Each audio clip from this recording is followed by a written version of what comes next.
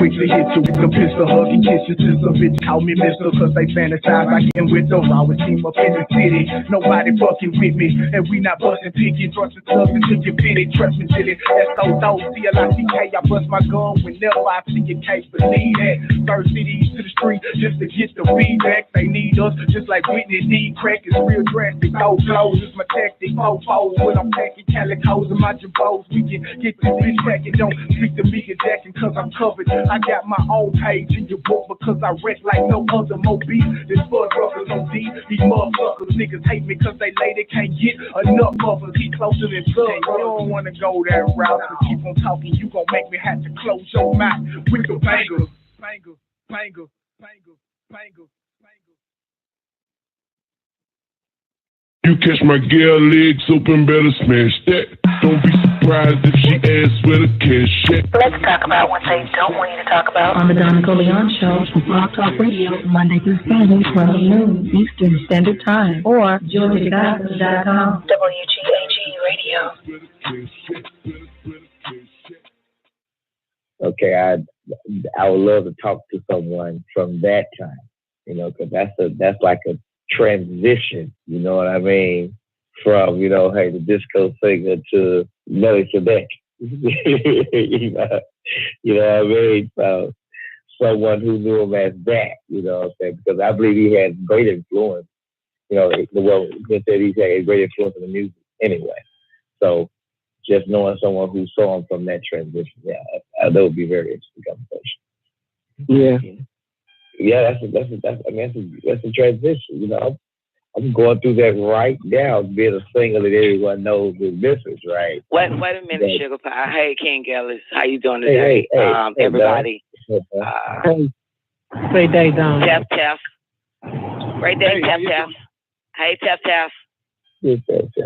Hey, Granddaddy. As a matter of fact, King Ellis, Dr. York was Imam Isa at the same damn time. Yeah. Okay. You know what I'm saying? The reason why the outside tried to defame him and say that he was hiding from the Muslims, that he was a disco singer. Okay. And he dropped the scroll entitled "Does Imam Isa Try to Hide the Fact That He Was Dr. York?" Okay. And he bust all that shit up in that book. As a matter of fact, Don did the whole book on the show. Okay. You probably like that one. Because that book is funny as fuck. This nigga is just cutting off heads on that shit because they was trying to say this nigga a part-time Muslim and a full-time disco singer type shit, and y'all niggas don't know that shit.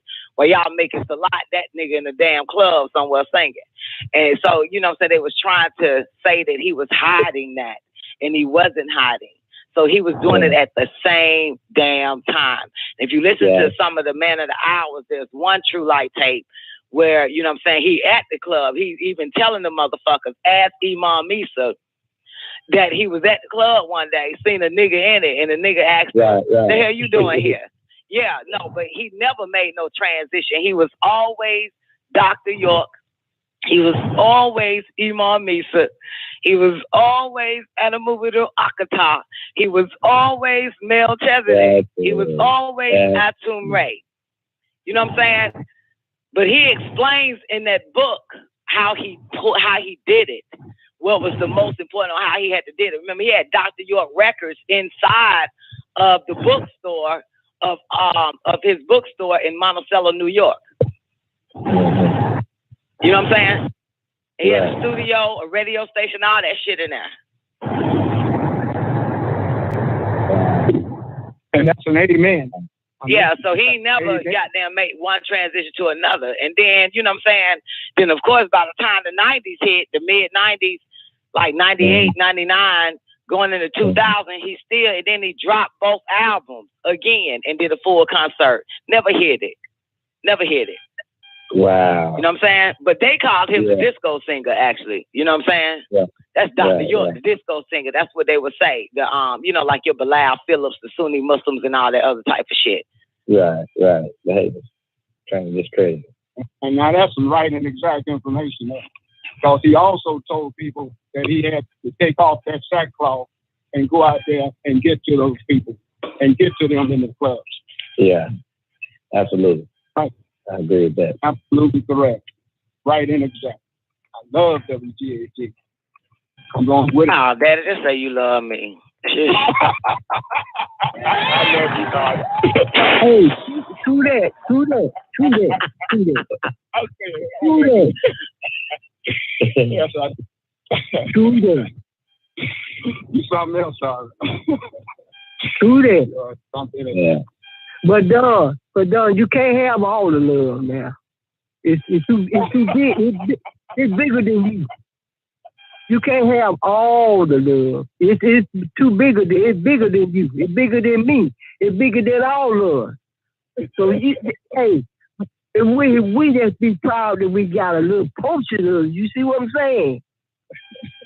You got to share now. Great day. Wonderful day. Feeling good. Everybody vibrating, feeling good. It's so wonderful. That's the best. Yep. Man, hey, dog, you don't like to share, do you? Yeah. Say that again, Omi. Don didn't hear you. Go ahead and repeat yourself for her. Hey, dog. Hey, Omi, how you doing? I'm fine. I'm great. How about you? I'm pretty good. That's good. But you don't like to share, do you? Do I like who? Share. I don't like to share. Yeah. No, I don't. I figured that. But just remember, they can't get all the love from you. They can't get all love. I can't say it again, Omi. Hey, we can't get all that love from you. We can't get it all. It's too big. It's too big. We can't get it all. So don't think nobody is getting your part of it, because hey, everybody got a part. Okay, make it plain for me. Because I've been eating candy all night long. What are you saying? I'm just saying, don't be jealous. Don't be what? Jealous. Don't be jealous. Yeah, about the love that your papa share and all the rest of us share, because it's bigger than just one or two or three. Wait a minute. Wait. Okay, don't be jealous about what now? The love that we share amongst each other. We can share that there with everybody. Okay, so are you taking it that I'm jealous because I don't like to share? Share your love. But how can I be jealous if I don't like to share? You're being jealous if you don't like to share. That's selfish. Yeah, but how did you get jealous from me not sharing? Me not liking to share? Because I got jealous from how did I get jealous? Because that is a part of not sharing, not caring, is being jealous. You can't show your full potential if you got that in you. Wait a minute now. Okay, so are you saying, let me get this clear. Are you saying that I'm jealous because others are sharing their love? Listen. Don't be jealous of sharing. I still don't get it. Don't be jealous of others sharing. Is that what you're saying? Well, now you put it in perspective. Yeah, because I want to receive what you're saying. So I want to be clear. Don't be jealous of what others are sharing. Okay. Is that it? Okay. You hit it. Is that what you're saying to me? You hit it on the nail. You got it exact. Okay, and I'm telling you that I am not jealous of what others share. That's them to share. I can't be jealous of that. I think jealousy will come in if someone is sharing love or something like that, since you mentioned love, and I ain't getting none. And that would probably make me jealous. Yeah. But Don is not jealous. Don ain't jealous of no one on this motherfucking planet. Okay. Not jealous of whether someone gives love or hate. Don is still not jealous of them. Don just don't share. But you did say you don't like sharing. Right, but sharing has nothing to do with jealousy. When you threw love in there, you know what I'm saying? Because in my feeble mind, I'm thinking you're saying, Don, you don't like sharing. And this shit like, I'm thinking, yeah, the shit that belongs to me, I don't share. The shit that is with my name on it, I don't share. But then you flipped it, and then you said, well, you jealous of the love that other people, the love and jealousy, sharing and jealousy has nothing to do with each other. Okay. I don't share what belongs to me. Certain things that I hold close to me, let's say for an instance, my toothbrush, I don't share that. Oh, so I'm thinking you're asking me based on, you know what I'm saying, material things and shit like that. And no, I don't share love because I ain't the one to give out the love. So I don't share that either. You don't give out love? No, I'm not the lover. I'm not the lover. I'm not the one that gives it out. I'm not the holder of love. You know what I'm saying? I'm not the, what y'all call that shit? I'm not the source of love. I'm not hua. So I don't give out that which I don't have, which I don't control. I only give what I have. Love I ain't got. Because love doesn't come from me, it comes through me. So whenever that happens, that's out of my control. I can't control love. Okay. Even in love, it is love that loves through us, not from us, honey. Okay. And I'm taught by Melchizedek. And those are the exact words and guidance from Melchizedek, which let me know that the love that 99.9% of a motherfucker is talking about is a lust. Because I've been raised by Melchizedek. And when that nigga said, even in love, it is love that loves through us, that means it doesn't come from us. So I can't give it to you. If it comes through me, you that means it's for you to have because it ain't mine. Of course. That's understandable. So I don't have a jealousy. You know what I'm saying? Y'all talk about love as if y'all are just saying hello. No, that's not Hotel, true. peace, hello. I don't speak on love because I have to wait till it comes through me. It doesn't come from a person. That's in the order of Melchizedek. It doesn't come from us. We cannot muster it up. It has to be given from that inexhaustible wellspring from the source to give that to you, through you, and then you can feel it. And then it radiates out from you. And everybody will be able to feel it at that point. And you'll be feeling it at the same time, like, what the fuck is this? You're not thinking about anything. It just comes. It just hits you.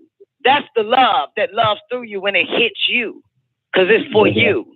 But other people can feel it also. I got a question.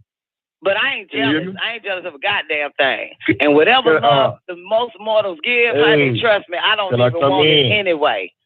I don't want shit in regards to a mortal talking about love because I already know they know not what they're talking about. Hello? Can I come in? Hey. Yes. Can you hear me? Yes. This Chris. Y'all can hear me? Yes. Okay, well, my intake on that, I'm speaking what coming through me. How do you know what's not come through me? Then I say it comes through you? Right, I don't understand what the fuck y'all don't goddamn get. I never said that. You know what I'm saying? Umi asked me. Umi said, Don, I know why you she share? said that. So this for me. This ain't got shit to do with your ass. This No, ain't got nothing to do with you. You know what I'm saying? I mean, her and I are having a conversation on love, sharing, and jealousy. I understand and her striving to either be right about me, that I maybe be jealous of the love that others give out because I don't like to share. This has nothing to do with you, Chris. Okay, Don, can I say something though? Okay, we all here saying, we talking, right? Okay, no, we ain't talking. I'm talking and Umi is talking. Okay, well, I'm coming in, I'm just putting my little input. While I'm putting my input in, Well, when you put your input in, it don't include you, because this conversation was about me and Umi. Well, I'm speaking on behalf of my mom. Just like your mom like you can't do speak with on your dad. behalf of herself. Right, she can, but I'm doing it too. Okay, I'm sure she can. So stay out of it. Wow. Well, I'm gonna say this here.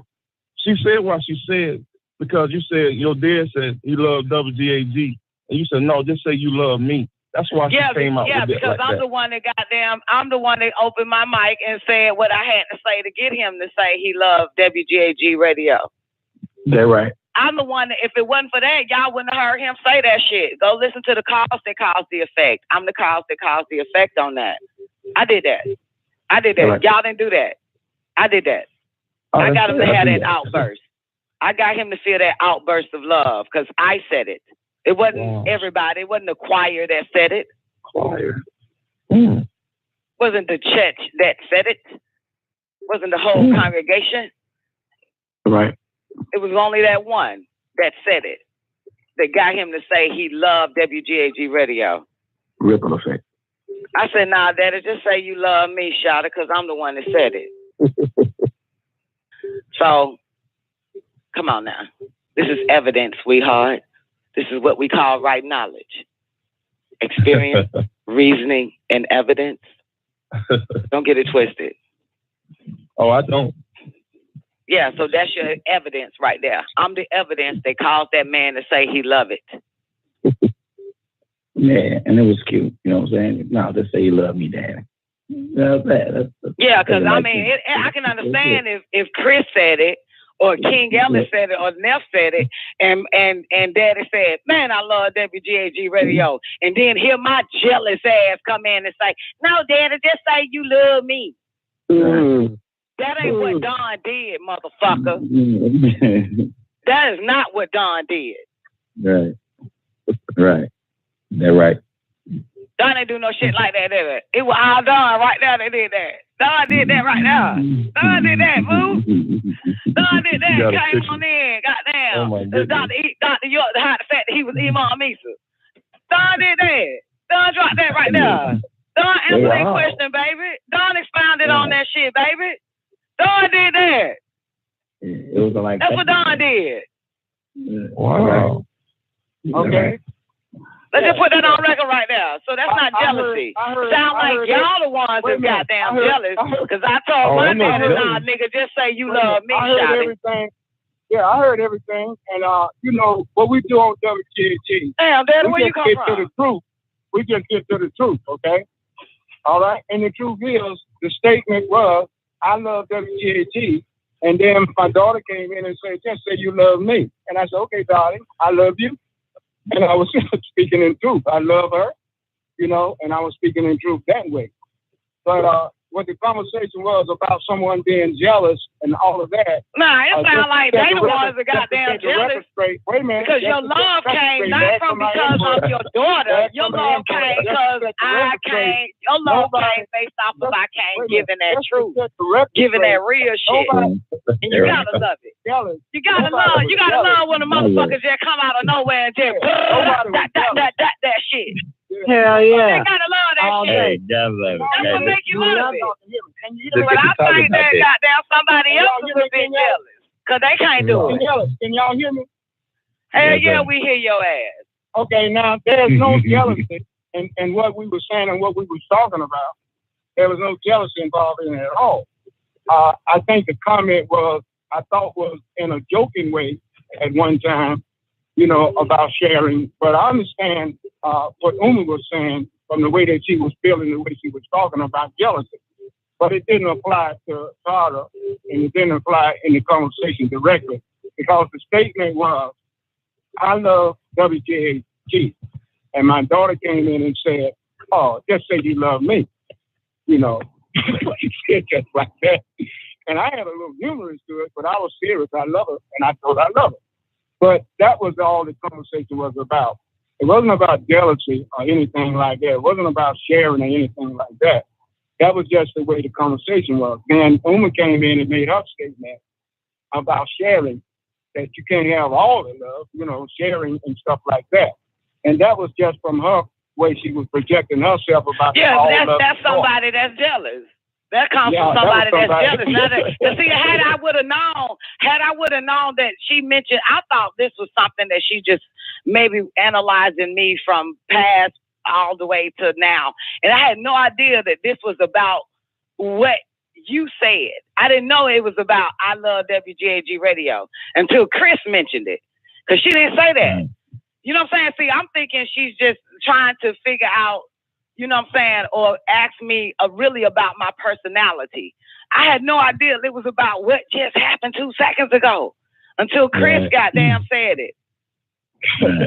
You know what I'm saying? So to me, Daddy, I mean, I know you're gonna keep, I know you're gonna goddamn, you know what I'm saying, say you're saying this, but this ain't even about that.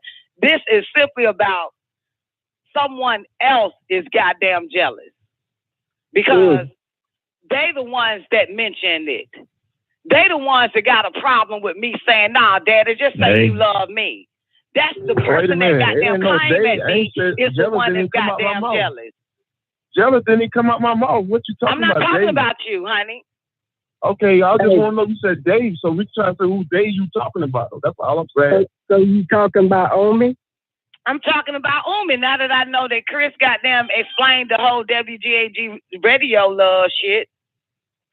Okay, I just want to know. I would have never figured out, which means I got a real pure, naive, innocent fucking thought process. I had no idea that Shawty is trying to self-project herself on me. Because I ain't jealous. Okay. I had no idea. I'm just thinking, oh, shit, this is going to be cool. Me and Omi about to have a great conversation. I really felt it was on another avenue, if you'll let me explain. I really think you was talking directly about me. And it's in the sense of sharing love and compassion and care. Nah. I think it was... of course not. I'm trying to explain it to her at first. I said, that's what I thought. Damn, now you think it was about you. That's what I thought. I really thought... Hold it. Really serious. I really thought at one time it was like that, you know, when she was talking about the sharing in love for all sorts of existence. So, but this is something that's very unique about the conversation coming in. All of us have the source of love of the source inside of us, and we all share it, whether we think we are not or not. We're doing it anyway. Whether we think we are or not, we're still sharing His love, no doubt about it. You may think you're not, but you are. Well, if this is His love, then welcome to it. Goddamn, come with a sword. I don't want to cut it off. Truth is truth. Truth is truth. Remember that. I don't want to cut it off. So we get to the truth. Truth is truth. That's all it is anyway. In the end, nothing but truth. That's all we want. Nothing but truth. So Live Antennas basically said, and let me know if he's right or wrong, Born Sue. He says basically Omi is saying you can't have all your daddy's love. You gotta share it. Is this what this about? Yeah. That's what it is, Omi. Yeah. Okay, got you. I understand. See, and that's somebody that's what I thought. That's coming from a jealous place. What you saying? That's coming from a jealous place. All right. Right. That's coming from a jealous place right there. So you saying I'm jealous? Yeah, absolutely.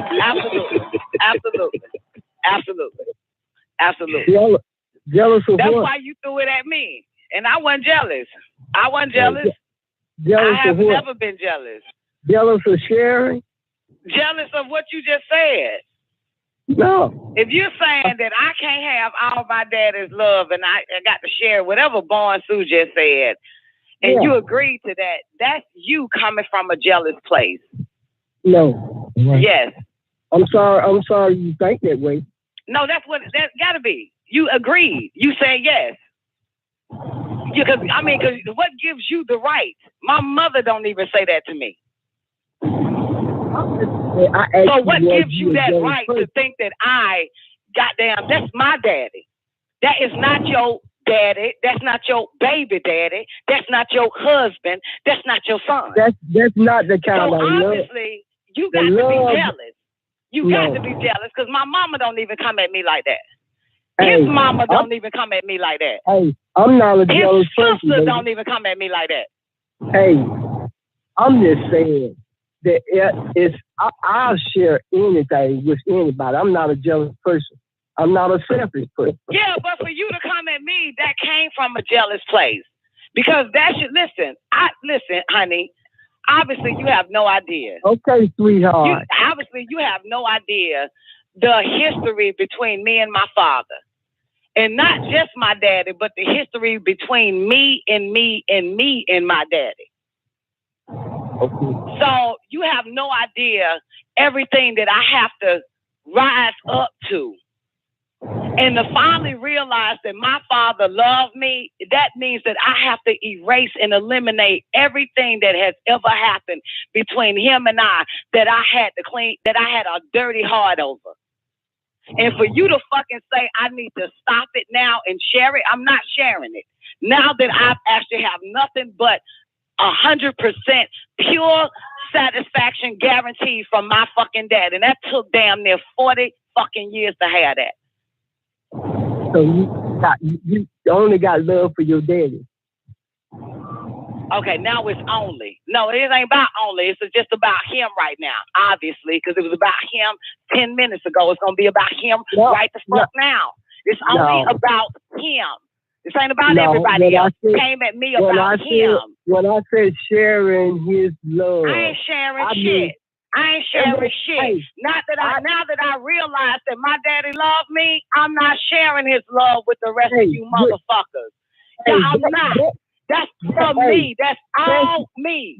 That is for me. That is for me. When I spent my whole life thinking this motherfucker didn't like me, thinking this motherfucker couldn't stand me, thinking this motherfucker wanted to kill me, and I just fucking got into that realization 3 fucking weeks ago that motherfucker loved me so goddamn much, bitch. Do you honestly fucking think I'm about to share it now?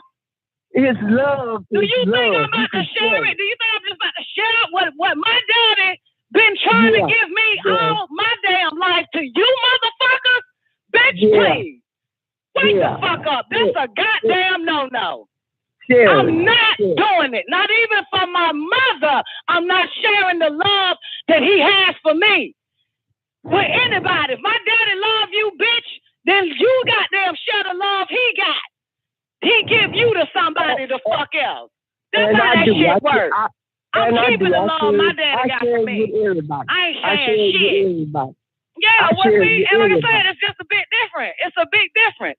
When you finally realize, and I don't know, maybe you don't understand this shit that I've been through, but when you finally realize that the man you thought that everything he has done was horrible, was painful, and full of mistakes, and damn near 35 years fucking later, you realize that none of it was true, that it was all fucking love.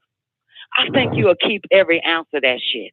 Throw it up just for you to have more and more of it for him.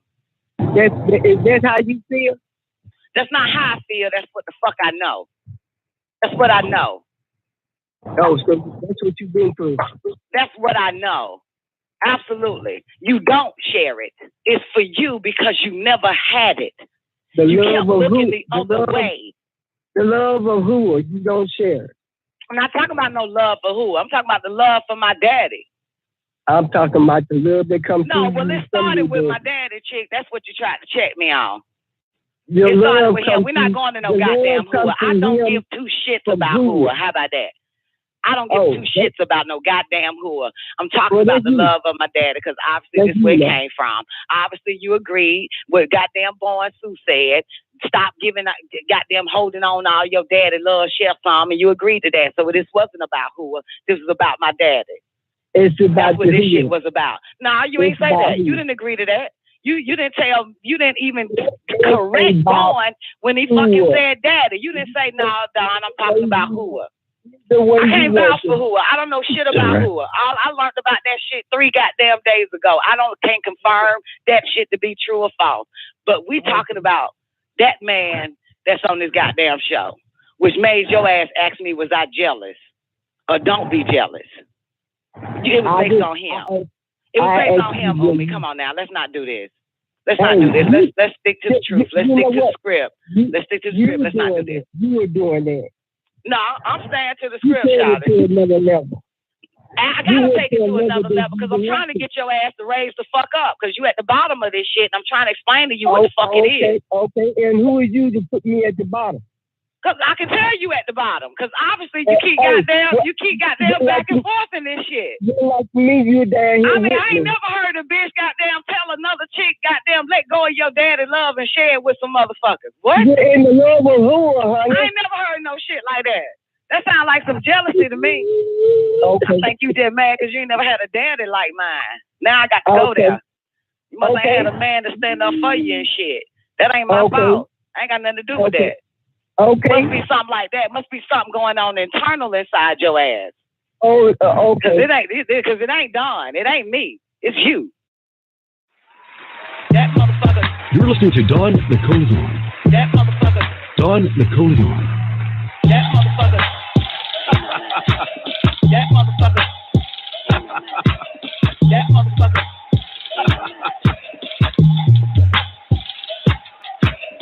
Great words, motherfucker, but I'm not convinced. Trying to fucking give it to motherfuckers that wasn't naturally born with it. Damn, don't fall in love with the motherfuckers that you helping. It ain't one motherfucker receiving and you left out. Every time I fucking follow instructions by them motherfuckers, not only the other person look goddamn good, I look even better. You got tricked up in that motherfucker.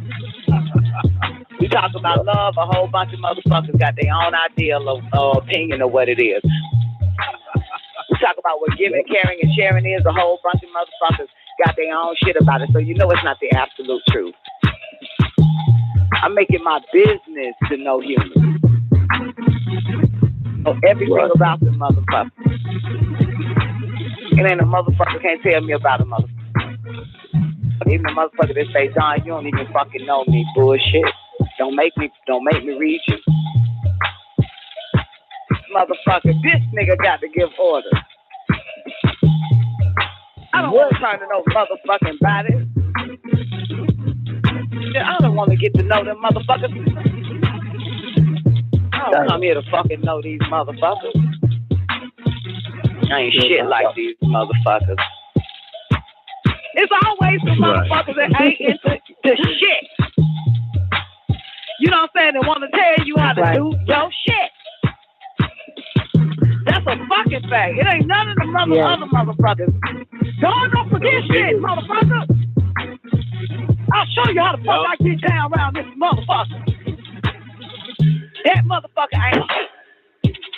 Find that motherfucker right there. Girl, we need a flashback on that motherfucker real goddamn quick. I got a photographic memory, motherfucker.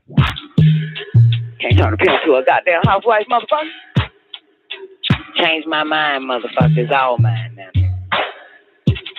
Motherfucker, I'm keeping the motherfuckers just because, motherfucker, you want them. When that time you keep all your money in your pocket, motherfucker, then I'm gonna keep these motherfuckers in my pocket, motherfucker. Shoe fit, motherfucker, wear it. Can't turn a pimp into a housewife, motherfucker. Can't turn a pimp into a goddamn housewife, motherfucker. Any old motherfuckers here? The victim of white supremacy, motherfuckers. You can convince 99% of the motherfuckers. You catch my girl legs open, better smash that. Don't be surprised if she asks where the cash at. Let's talk about what they don't want you to talk about on the Don NICOLEONE Show from Blog Talk Radio, Monday through Friday, 12 noon Eastern Standard Time, or WGAG.com. WGAG Radio.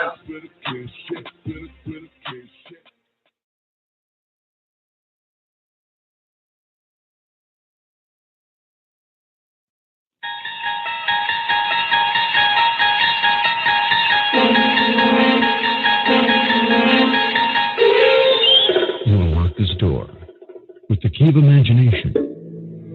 Beyond it is another dimension, a dimension of sound, a dimension of sight, a dimension of mind. You're moving into a land of both shadow and substance, of things and ideas. You've just crossed over into the Don NICOLEONE Show. Oh, yeah. Y'all already know what time it is. the woman that you've been waiting for, the one that you've been waiting to hear, the one that calls the call, that calls the effect. Put your hands together for the baddest bitch in hell alone. God, NICOLEONE. Cologne. I'm in the love of the all, and all love is in me. I am a part of the all, and the all is a part of me. I am one with the all, and the all is one with me. I can succeed as a part of the all and fail as an individual. I can be all that I wish in the all, as long as my wish is to stay in the all. I'm never alone. The all is, I am. The all can, I can. The all does, I do. Cologne. Humans, man, welcome to the Don NICOLEONE Show. It is Monday. Hope everybody had a strong beginning and not a weekend, because it's official. It's good with y'all, man. Special shout out to the Son of Man Show, live Sundays at 12 noon Eastern Standard Time, man. Great show. King Ellis, the Son of Man himself, was in the building. Nefertiti surviving the game, went in hard. If y'all missed that, it's on blogtalkradio.com/WGAG-radio. You're going to cop that Son of Man show yesterday. That was February 17, 2019. That type of shit. And don't forget, the Flashback Show comes on Sundays at 9 p.m. Eastern Standard Time. We're still into the money on the Flashback Show. And, Dononomics 101 or 107 or some shit. I don't fucking know. Flashback Show. You really want to get that. Special shout out to everybody that's in the Don NICOLEONE after party, man. Got to show some love to my fairy godmother, Get Real. How you doing today, baby? Special shout out also to Nefertiti surviving the game. Also, my man, Self-Guided. Sister X is in the building. Also known as Sister Zena. Always good. Let's shout out to everybody that's on the call lines tuning in. Also, if you need to call in number, the Underground Railroad, Harriet Tubman's phone number is 425-569-5274. That'll get you in. If you got that Metro PCS, the more cheap-ass, slave-ass phones, 425-569-5274 will get you in. Everybody else that was been free, never been a slave, never had a goddamn ancestors of slaves, the number is 515-605-9828. Log it in. And we are officially streaming live on YouTube. What's up, Miss Khadijah? Special shout out to Khadijah. We're officially streaming live on YouTube right now. 90-Day Lockdown Radio. Find it on YouTube. 90-Day Lockdown Radio. YouTube banned us for 90 days. So we on 90-Day Lockdown Radio for about, 85 more days in counting. And that's where we stream at. So like it, subscribe it, hit the bell button. You'll be notified when we go live. And again, we get out of YouTube prison in May. God damn it. Damn shame. Damn shame what they did to the dog. And of course, you can find all that shit out on Don NICOLEONE Facebook page and also WGAG Radio Facebook page if you need some of that shit.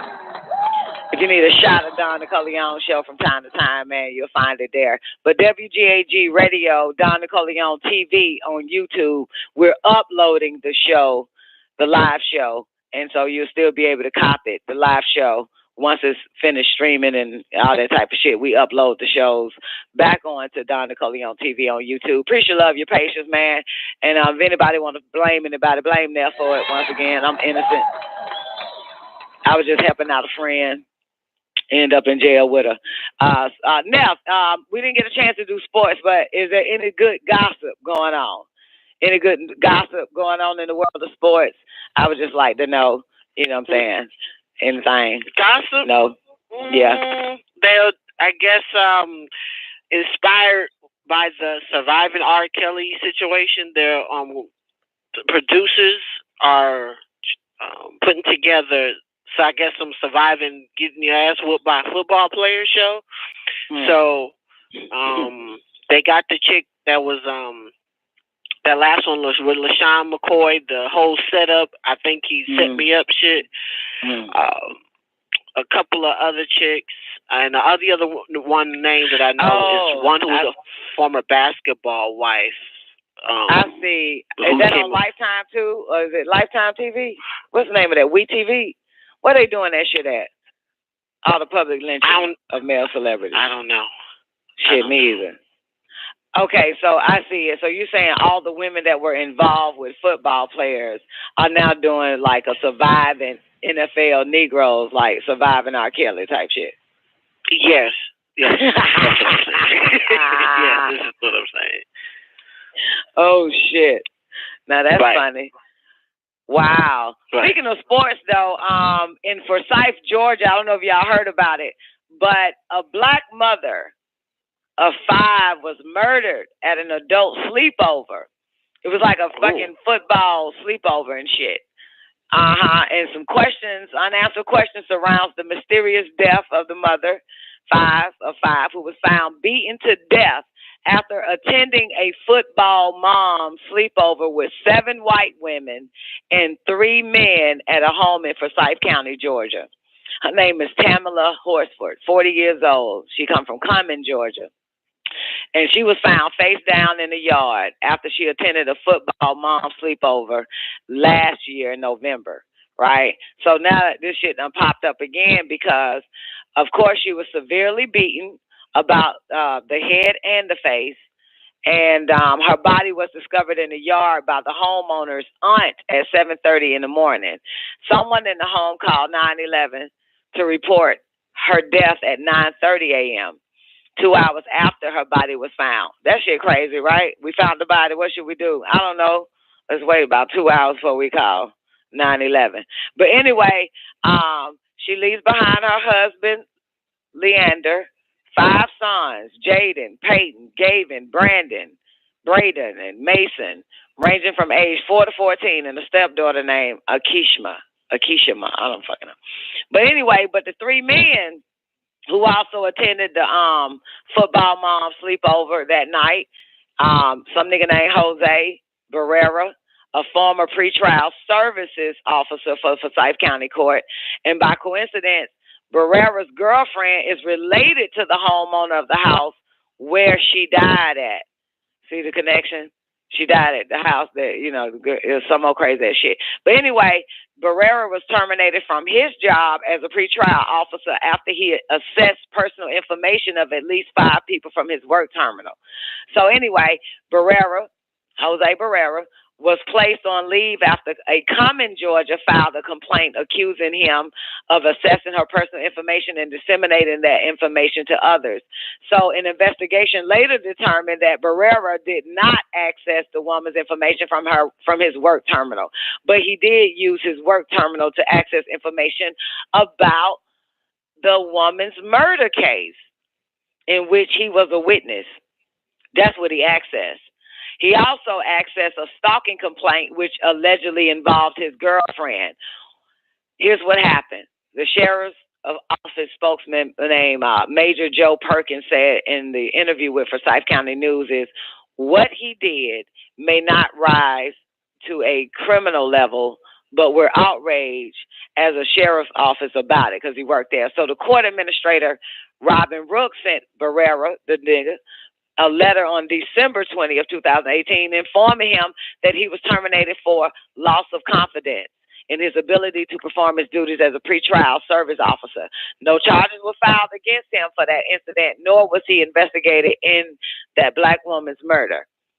It didn't violate the law, blah, blah, blah, blah, blah, all this other type of shit. This is some real fucked up shit. Who killed the chick? How she died? 1 black woman, 7 white women, and 3 men. She ends up dead. Who did it? Who did it? Who did it, y'all? A football mom sleepover. 7 white women and 3 men. She the only goddamn nigga in the house. That's some dangerous ass shit right there if you ask me. The fuck is that? I am not finna be the only goddamn nigga bitch in this motherfucker, man. Football moms. How she died? Now, you saw the video about that? Give me the video. No. I said that's interesting because I put a video in our group about Forsyth County.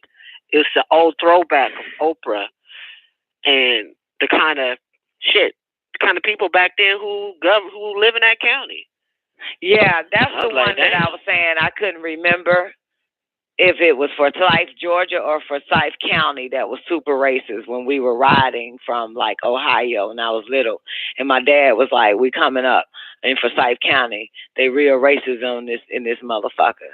So, but I couldn't remember, was it the county or the city of Forsyth? So yeah, it got to be the county. So what was Oprah saying?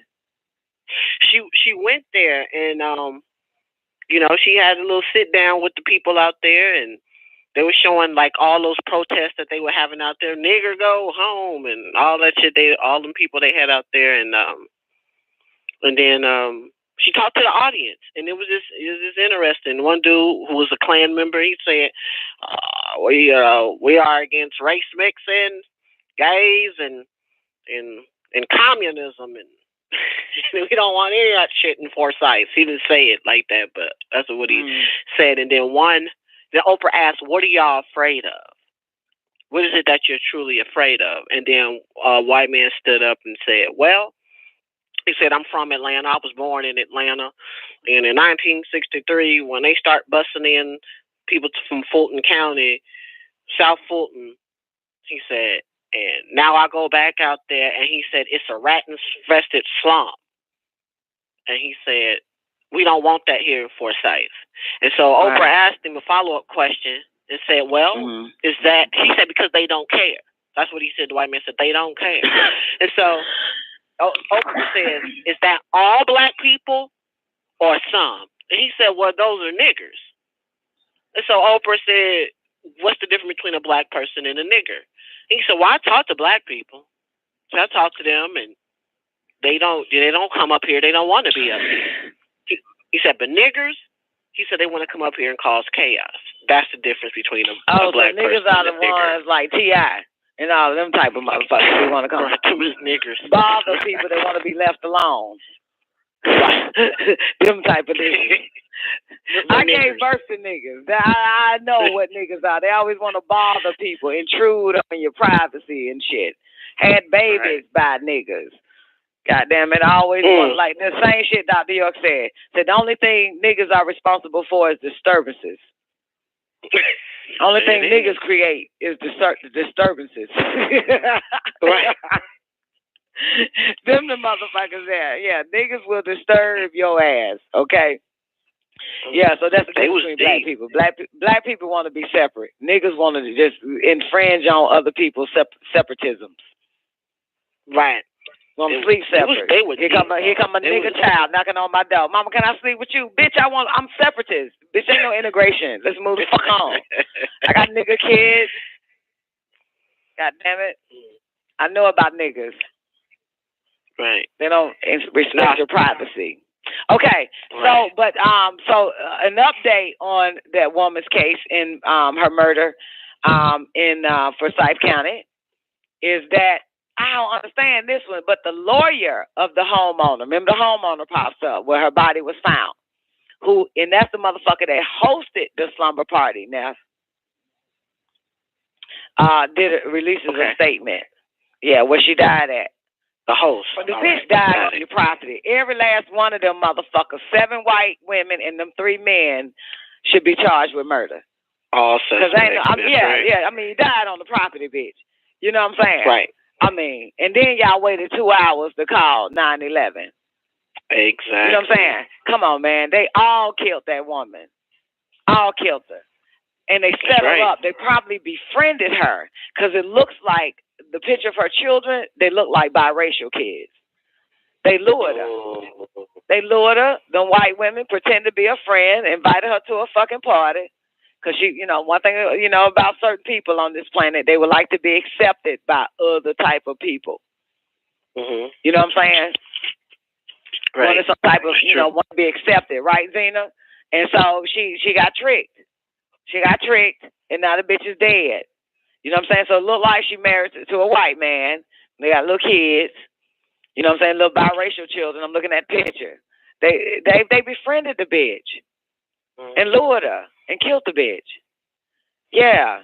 You can tell by the names, right? Jaden, Peyton, Gavin, Braden, Mason. Yeah, you can tell she got tell him was white, right? It's white, right? Like I want to name him after my great uncle. Tyrone. No, you're fucking not. No, you're not. You're going to name them Peyton, Gavin, Braden, and Mason, and Aiden. That's what the fuck we're going to name these boys. Anyway, but see this shit here. I don't understand this shit. All right, here's what happens. Okay, let me take it slow because it's a lot now, information on this woman and her murder.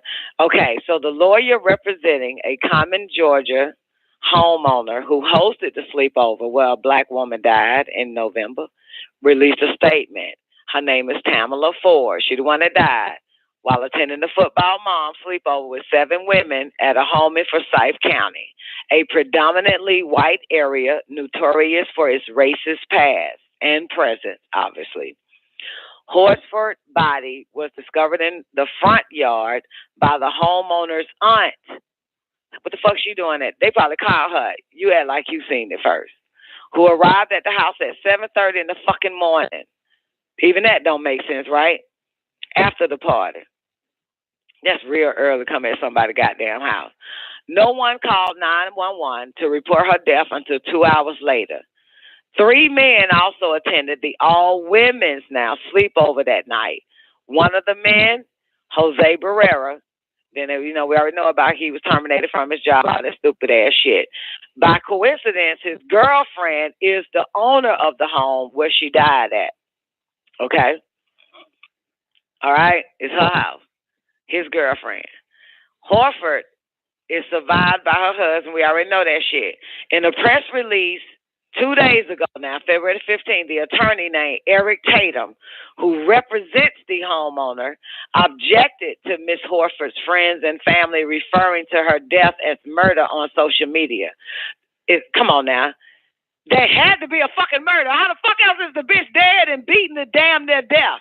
Beaten to death. That's murder. The fuck type of lawyer is this shit? Anyway, Tatum complained that the partygoers, the lawyer now, complained that the partygoers and their families received death threats on social media. See how they flip it? They quick to flip that shit now. The threats need to stop. He said everyone who was present in his client's home that night has cooperated completely with law enforcement officers. The lawyer also noted that Horford's cause of death was ruled, this is some straight racist shit here, was ruled an accident fall from a residence deck. Really? I don't think the ground can beat the hell out your motherfucking ass. Okay? I don't give a fuck. A deck? A ground? They said that bitch was beaten all over her body and her fucking face. The ground don't do no shit like that. All in favor? The ground do shit like that. Do the ground beat your ass? Somebody beat your ass. No. Yeah. But listen, you see, in this, and let me tell you some other shit here, right? When the motherfucker say, goddamn, what that nigga say? What I said that nigga said? Oh, she fell from a residential deck, right? Who saw the fall? Who saw her fall from the deck?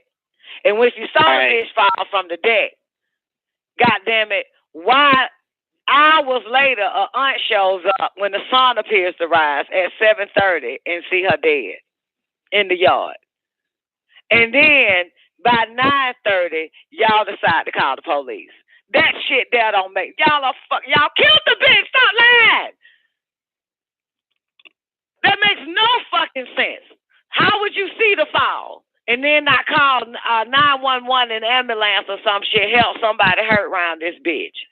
Come on now. You notice that there's 7 white bitches in the fucking house, 3 goddamn men in the house, and all of a sudden ain't nobody heard from Horford at the party. Where the bitch at? What? The one black nigga you would want to keep an eye on in a white person house. Any fucking way. Keep an eye on the nigga. Went to the bathroom. Oh, did she come out of the bathroom yet? Not yet. I'm keeping an eye on her. You know you're going to keep an eye on that one nigga in your goddamn house. I don't give a fuck what nobody say, because I keep an eye on niggas in my goddamn house. They my own niggas that came with the fucking house. You got to keep an eye on motherfuckers. So you mean to tell me, so who fucking saw the bitch fall from a deck, Mr. Attorney Statham? How'd you know she fell from a deck? Somebody seen it. Somebody had to see it at the house to even say she fell off a deck. You see what I'm saying now? Nah, motherfucker. That shit ain't flying. Right. That shit ain't going nowhere. That makes no fucking sense. Because the moment Becky or the 7 Beckys and the 3 men saw the bitch fall from the deck, then it's just a natural reaction is to run down the deck. Are you okay? Are you, oh shit, the bitch is dead. Call 911.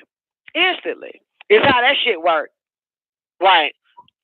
You can account for the 2 hours? Like, what was it's more than 2 hours. It's more than 2 hours. Her body was found by the aunt at 7:30, according to theirs. But the aunt called 911 at 9:30 to report the body. So they're still missing. We still got a party here they're not talking about. You know what I'm saying? So we don't know if the bitch died the moment she walked in that damn sleepover. That's true. When the bitch fall off the damn deck, and who saw the hoe fall off the deck? All right, what was the time of death? Yeah, because how would you know that the bitch fell off the deck? That means somebody had to see her fall from the deck. Right. Nah, and mind you, the ground ain't gonna beat the shit out your ass like that. Right. They killed that girl. Right. They killed that bitch, which is why, man, I always say this, y'all got to be careful. When a motherfucker want to be extra, extra friendly to your ass, they got something for your ass coming. You know what I'm saying? When they extra friendly like that, you already know they got a mission. Because ain't no way in hell these hoes supposed to be that extra friendly. And now you fucking dead. I watch out for bitches that's extra friendly. That extra friendly shit scared the hell out of me. You know what I'm saying? Calling me every day. Every time you see me, you want to pull me and goddamn hold me and talk to me for too fucking long. And next thing I know, you got a party coming up. Really? Oh, you want me to come? Oh, is that right? Like, yo, ain't no way in fucking hell. See, can I say something? Of course I can say something. God damn it, I gotta fucking talk to 4 o'clock. Let me say something real quick. That makes no sense, right? Can I say something? Bitch, yeah, bitch, you got 4 fucking hours on this damn show. Look here. Do you know why people get murdered? Do you really know why people get murdered? People get murdered. People get beat the fuck up and maybe live through it. Some don't. Because they are looking to be accepted. This is why. They're looking for acceptance. They lack confidence and self-esteem. This is why people get fucking murdered. This is why people get their ass fucking beat. They're lured into that. Like the same girl that was found in the fucking refrigerator at the fucking hotel. That little young girl wanted to be accepted. Wanted to belong, motherfucker. That's what always happened. Then the goddamn black bitch who goddamn was in that relationship, right? Who wanted love, right? End up getting that shit, but end up getting her ass beat too at the same goddamn time. Pleaded to the judge, please keep this crazy ass nigga away from me. No, a little too late now, bitch, because you're looking for love. You're looking for a goddamn somebody. You're looking to be accepted by somebody other than your ass. And the judge said, nah, bitch, we're not going to fucking put that restraining order on that nigga. Fuck you, fuck you, fuck you. That nigga found that bitch, knocked on the damn door, doused her ass with goddamn gasoline, and put the bitch on fire. She lived through it, though. You know what I'm saying? Other bitch, finding niggas on Instagram. You know what I'm saying? Other bitch, want to be loved, want to be accepted, want that low-ass self-esteem these motherfuckers having. Want that low self-esteem rise a little bit high. Want that confidence a little bit high. Found that nigga. Nigga her and that nigga chatting it up on goddamn Instagram and shit, right? Some old shit, man. Some nigga, maybe it was Facebook. I don't fucking know. Hooked up with the nigga at the Waffle House. All right? Get in the car. In her car. Nigga pulled the gun out on the bitch, shot her, shot the bitch, took her car, took her money. This is what that shit happened. This is what the fuck happened. This is what the fuck happened. Took her money, shot the bitch in the fucking ear. She survived. Okay, there's a lot of people that don't survive, though. I'm only giving you the survivors right now because that's a fucking reason. Bitch, I'm a goddamn survivor. I'm a fucking survivor. You understand? But see, I didn't know that there was low self-esteem self-esteem, motherfuckers, right? They want to fuck up my shit. Because people with low self-esteem also want to fuck you up. You see what I'm saying? People with so low self-esteem, lack confidence, want to come in your life and beat the hell out your ass and stab you and misfucking treat you. Because you ain't giving them the self-esteem that they fucking need. You know what I'm saying? You ain't, you know what I'm talking about. You know the fuck I'm saying. Patting them on the fucking back. Kiss them on the cheek and tell them they so sweet and shit. They ready to kick your fucking ass for that shit. Okay? See, I didn't realize that. I don't suffer for low self-esteem. I'm going to put that on record. Okay? I don't need a goddamn motherfucker. But I noticed that motherfuckers suffer from low self-esteem is trying to set your goddamn ass up. Have you locked up looking like that goddamn nigga on Misery and shit. They will fucking torture you to fucking death. Okay? All right? You know what I'm talking about? All right. So now I'm giving you another one, right? The one that Don NICOLEONE reported on last year. Okay? Bitch meet this old fine ass nigga. All right? She want her some love too. Want to be accepted. And he old sick ass fuck. Got them chatting it up on Instagram. Where they meet up at? The fucking hotel. The bitch wake up. Face fucked up. Blood everywhere. She didn't even know it was her blood. Passed the fuck out nigga. Beat the hell out that bitch. Took her fucking car. Took her money. Took everything. They traced that motherfucker to another hotel. Cameras got this nigga. And another bitches came out said he did. They finally got the nigga because he did that shit to 3-4 other goddamn bitches. You see what I'm saying? Now, the sad thing about life is this. Your life is fucking sad. And other people that want to goddamn be friend your ass got a sad fucking life as well. So what the fuck gonna happen? You're going to end up sad. It's going to be a sad fucking goddamn sequence of fucking events because you're fucking with some sad-ass motherfuckers and you're sad-ass your goddamn self. If you was happy, you wouldn't need nobody. Most happy motherfuckers don't need a goddamn thing. Don't need nothing extra in their fucking life. Just call satisfied motherfuckers. Now, moving right along now. They lure motherfuckers, I'm telling you. This befriending shit. This old pretending they like your fucking ass shit. Something wrong with motherfuckers like that, and something wrong with people that fall for shit like that. You see what I'm saying?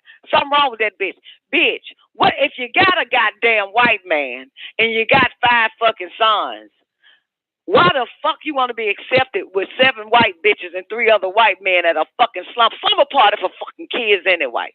The fuck you doing at a goddamn football mom slumber party? She want to be accepted. She want to feel accepted in this old racist ass goddamn town that they hide their racism now. You know, same way in Monticello. When I told y'all when I went to Monticello in 2004. Move my children to that bitch. What I tell y'all the mayor said to me?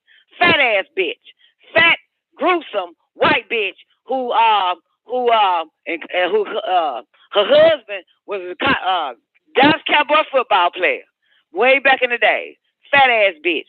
What that bitch say to me? Hell no, this ain't no goddamn Reload the Show, bitch. If it's a Reload the Show, it wouldn't be streaming on YouTube. Look here.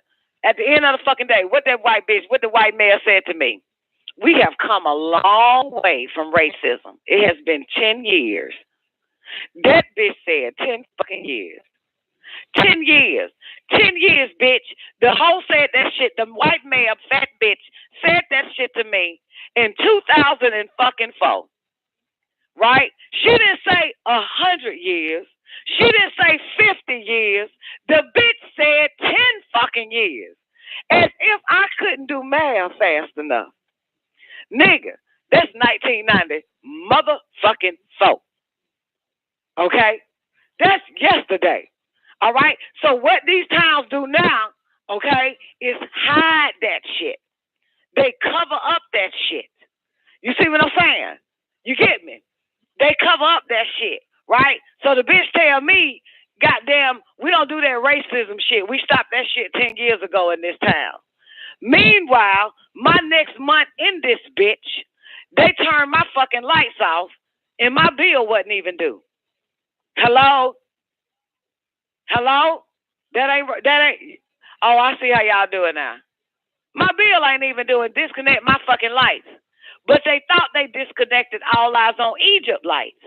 But they disconnected my other All Eyes on Egypt lights next door to it because I had two buildings. Not the store, but the commercial apartment building.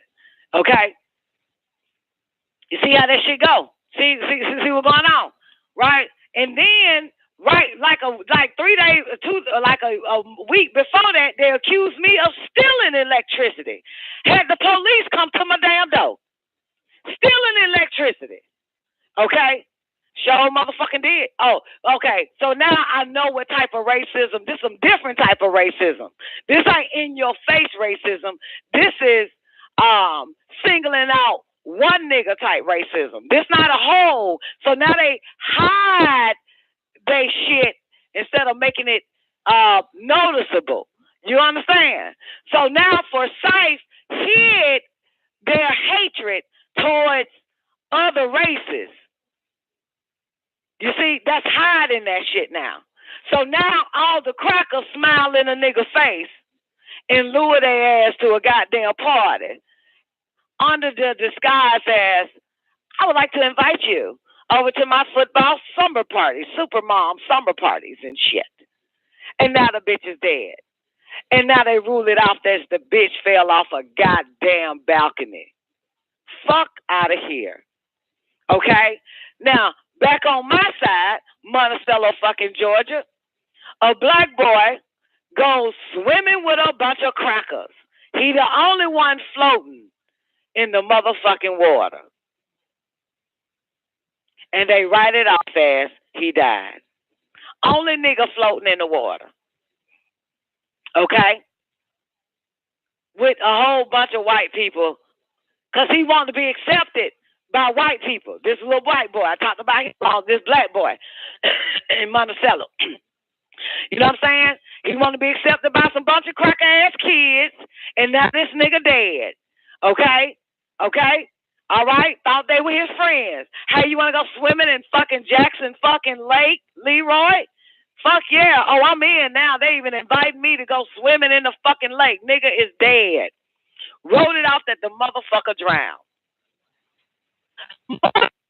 Of that boy said they're lying. They're fucking lying. They killed my bad. And his neck was broke. How the fuck is your neck broke? And he had bruises on his fucking face. Do you understand? You understand? So the mama knew that they killed him. Okay, Zena? Stay with me. The mama knew they murdered his ass. But guess what the newspaper and guess what the police department in Monticello, Justice County, Georgia said? He drowned.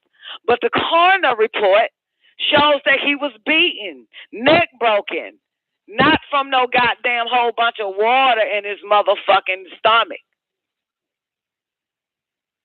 Right? So here's what happened. They called Atlanta news station, right, to come, listen to me closely, to investigate that shit and make it known. But the crack ass Monticello motherfuckers, from the mayor to the sheriffs to the police department to all them motherfuckers, told the media don't show up. Told Channel 5, Channel 11, Channel News out there in Atlanta, told CNN in Atlanta, don't worry about that shit. It's not real. He died. Don't even come and report that shit. So it never hit national news. It stayed right there. See what I'm saying? There in city of Monticello, the county of Jasper, fucking Georgia. You see what I'm saying? This is how they do that shit. So the racism is a little bit different. I don't even consider this racism. It's got to be something else that they fucking doing. This is worse than racism. You know what I'm saying? To me, racism is like, what are you doing in this store, gal? We don't want you shopping in this store. Go take your nigger ass to another store and shop. Okay? To me, that's how I see racism. But when you're covering up murders like that and protecting, you know what I'm saying, your own kind, your children, your wives, or anybody white, that's a little bit different. I don't know what the fuck you call that shit. Public conspiracy, corporate conspiracy. You know what I'm saying? Some old shit like that. I don't know what the fuck this shit is called. Okay? And I can go on. Speed it up. Monticello County, Jasper, Georgia. Jasper County, Georgia. Monticello. Nigga found hung on a goddamn tree. They hung his ass. Right? But you know what happened? He survived. He survived. To this day, somebody scared him to death, half to death, and told him, you better not say shit. The boy used to come to my store all the time. I really liked this boy. Right? Right? You hear me? Really like him. I don't remember which daughter of mine, he was close to, or maybe my older two. And I said, did he ever tell us what happened? Did he even say? They said, Mama, he won't talk about it. He won't talk about how the fuck he ended up hung on a fucking tree. He won't talk about it. See what I'm saying? Now, this boy also like white girls. Hello? Also like white girls. End up hung on a fucking tree. The report has it in the paper.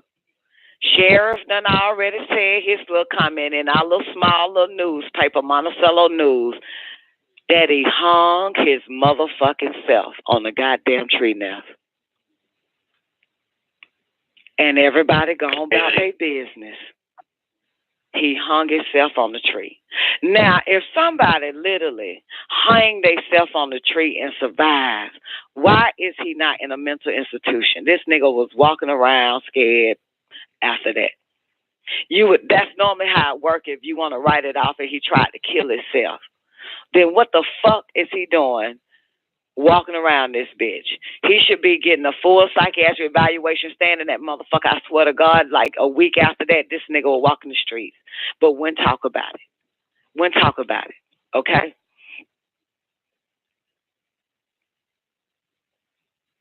This is what the fuck they do. Saying he did that shit to himself. Not saying he may be a harm to himself and others. This nigga walking around here after that and when say shit, young boy. So now I know what they do. So in this little Forsyth bullshit, that Forsyth County where this black woman is beaten to fucking death by the ground after falling up, yeah, right. They covering this shit up. This how they do it. And get lawyers and all that type of shit to say something. This some fucked up shit though. So then the lawyer yelling the threats need to stop.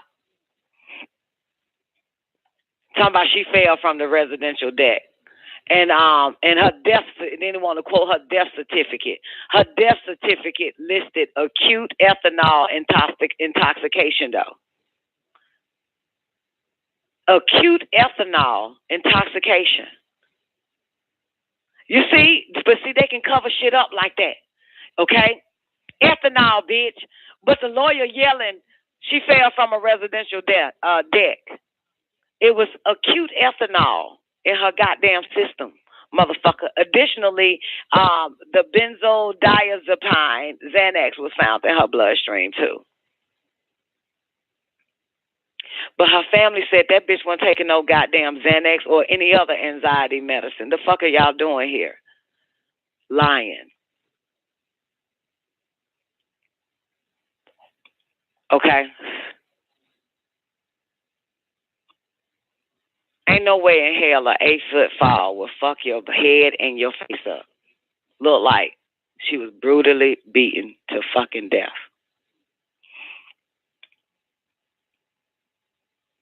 And then the lawyer gonna come out with a statement. The lawyer of the homeowner that held the goddamn football slumber party for mom's bullshit, for the community and media to please respect the privacy and safety of our client and others who were at the party. Really? Y'all are a murder suspect. All of you motherfuckers are murder suspects. All you motherfuckers killed the bitch. Here's what his statement said. This came out the other day, 2 days ago, February 9th, 15, because now the shit went viral. This is why they talking. Now, this happened in November. They thought they got away with the shit. But social media get up to some shit. It's some hell fucking no, motherfucker. You see what I'm saying? November. We never knew about this shit until now. Here's this motherfucker statement. He gonna entitle it Wrongful Accusations in the Death of Tamala Horsford. He said at present, this would be the only statement made on behalf of the homeowner as described in the various social media posting and news stories. See that shit? At this time, our client, as well as each person who was present on November 4th, 2018, has completely cooperated with law enforcement officers in attempting to give the family and friends answers with regard of the tragic death of Tamala Horsford. Every aspect of our client's life has been investigated. She has provided answers to every question asked by the Forsyth County Sheriff's Office, which we know they covering it up to. Although the investigation has not been closed, to the best of our knowledge, Ms. Horsford's death certificate has been issued by the Forsyth County coroner. According to the coroner, the official cause of death was determined to have been caused by an accidental fall from a residential deck, which means what?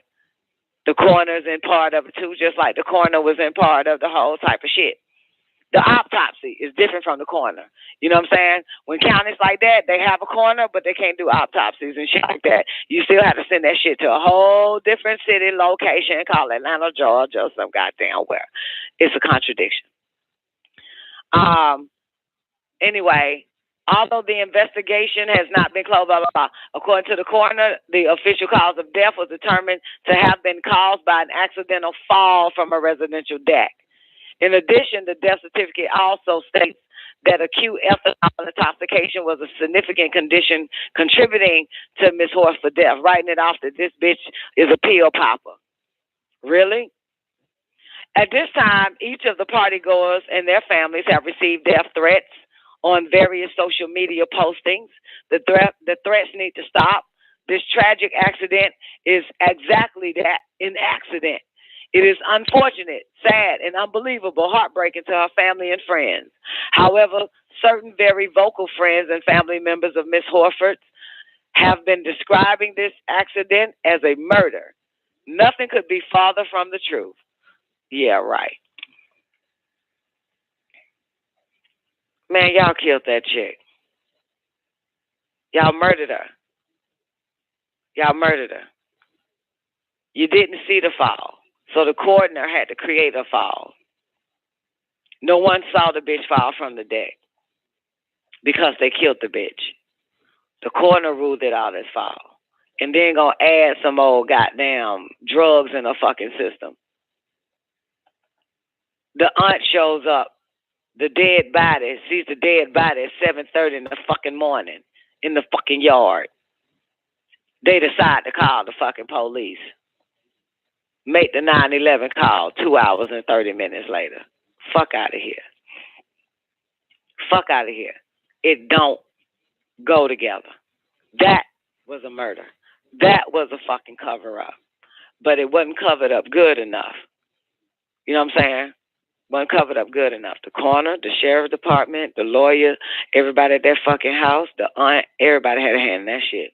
And I wouldn't be surprised if Horsford's husband had a hand in that shit too, that white boy she was married to with the 4 boys.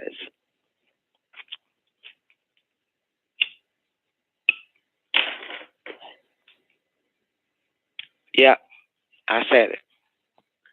Because to rule it out as a fall, maybe there's a life insurance policy. They all had a hand in this shit. And now, what football slumber party is this they fucking having? It ain't even the Super Bowl yet, bitch. And please don't tell me it's some local ass rec school football bullshit. What Super Bowl? What football is that fucking important to have a fucking slumber party? Fuck out of here. He could have been fucking one of them Beckys too. Now that you threw him in there, I was like, insurance policy, having an extramarital. Everybody guilty. All that shit. Mm-hmm. And they got the picture. Y'all want to see the picture? Let me show y'all the picture. Yeah. Oh, this shit ain't even over, man. Look at the picture. They even took a picture and then blocked out their faces so y'all motherfuckers couldn't see it. On the couch with her. But their faces blocked out. Got them big ass emoji, happy, retarded looking, sideways. There it is. All you gotta do is go to 90-day lockdown radio and look at this shit. There it is. Look at her. There it is. And that's you see it? All sitting there. Looking real fucking comfortable. You know what I'm saying? Looking real fucking comfortable. All women. And the man probably just popped up. If it's an all-women slumber party, what the fuck the three men there? Right. And one of the men went inside the database or their job to check in the files that was filed on her murder. He went. Come on now. And snuck in and looked at her murder. Yeah. Right. See where it's leading to so they can be head. Where the case is cause the effect. Mm-hmm. Wow. This is how it made public. Ryan Cameron, Atlanta. See that shit? Hit Atlanta radio personality. Post what is it called? That's T.com posted an image that shows Miss Horford on the final night of her life. She is wearing pajamas and grinning from ear to ear on a sectional sofa between 6 of the 7 women who attended the sleepover. The other women's faces are obscured with emojis to protect their identities. I would not have. For what? For what? They're suspects. They're murderers. Or they're witnesses. Either way, they should be shown. There are no men in the photo. Until this past weekend, an internet search of Horsford's name returned only links to her obituary and GoFundMe page. But her supporters are demanding justice for her under the Twitter hashtag Tamala, Tamla, Horsford, HORSFORD, and in postings on Instagram and Facebook. This is where Ryan Cameron come from. Atlanta radio personality Ryan Cameron plans to discuss Horsford case during his show on Magic 107.5. I didn't know he there now. He ain't doing V103 no more. Weekdays from 2 to 6 p.m. And Reddit.com users are asking what happened to Horsford. And someone wrote, a Forsyth County resident, I guess, wrote, I could easily see this crime being racially motivated. And a resident of Forsyth County writes, there's no real way to tell at this point if this was racially motivated, but it sure does seem likely given the social climate around it. The family, Sheila Bray, posted something a couple of days ago, February 11th, justice for Tamala. We won't stop. Black woman murdered at football's mom's sleepover. This is a 40-year-old Tammy, mother of 5 boys and a daughter. She was murdered on November 4th while attending a sleepover with 7 white women. What was supposed to be an all-women slumber party ended in a mysterious night of questions. Tammy was found brutally beaten face down in the yard later that morning. Her body was discovered by the homeowner's aunt at 7:30. 911 was called around 9:30 at the same house. These women shared laughs and drinks earlier that evening. Now, here's the strange part. 3 men also attended this sleepover. So out of the 10 people present, nobody knows what happened to Tammy? So you mean to tell me Tammy was murdered at this sleepover and nobody heard or seen anything? Yes, correct. Nobody knows what happened. To top it off, there was thorough murder investigation and procedure was not followed. The news was never involved. Tammy's family hasn't received autopsy reports stating the cause of death, so this black lady gets murdered and everyone walks out that house free. Back to their football mom's duties. These families involved have political ties and lots of money. You can tell by the house, by the way. They're covering up her murder. In fact, they believe no one cares enough about this black woman. Since they have already been successful in delaying documents on her case and keeping things under wraps. Sound like white privilege to me. What y'all think? Please share this story. Justice for Tam. And looks like this is a clip. County employee fired for accessing police reports in the death he witnessed. See? He went and asked, yeah. So they let him go. They traced that very much. Michelle Graves. Hold on. Let me play it. Let me play the clip. Unmuted. Gave us this picture of her close friend, Tamala Hosford. Just always would do anything for anybody. Last November, the mother of 5 mysteriously died after attending a birthday party at this Forsyth County home. Because, of course, the original story we got was that, she just drank too much and it was alcohol poisoning and she passed away. Graves says the way she understands it, her friend may have fallen to her death from this balcony in the backyard. We just want to know what happened to her. Graves says party attendants. I don't think grass can beat your face in that hard. It's the backyard. It ain't no concrete balcony in the jungle of New York. These tried to intimidate her by having her arrested when she started asking questions. She says she learned from a warrant application someone had accessed her information. In my work, my phone. From this balcony in the backyard. We just want to know what happened to her. Graves says party attendees tried to intimidate her by having her arrested when she started asking questions. She says she learned from a warrant application someone had accessed her information. In my work, my phone, my mom's cell phone, my driver's license number.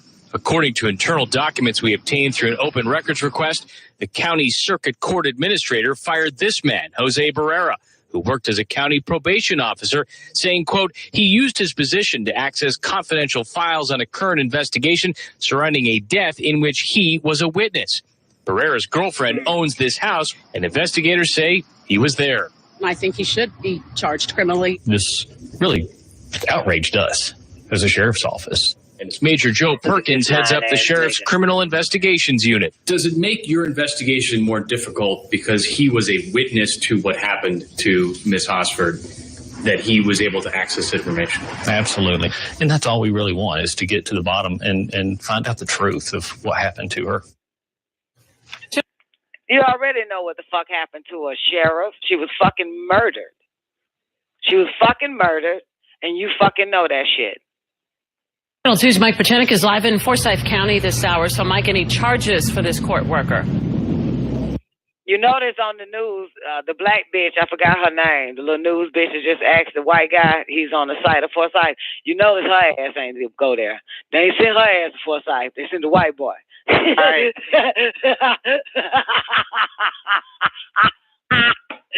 They said that her name Jonita. I think her name Jonita Moore. Jonita, go to Forsyth and be the boots on the ground. No, the fuck I'm not, goddammit. You better send Bob, goddammit.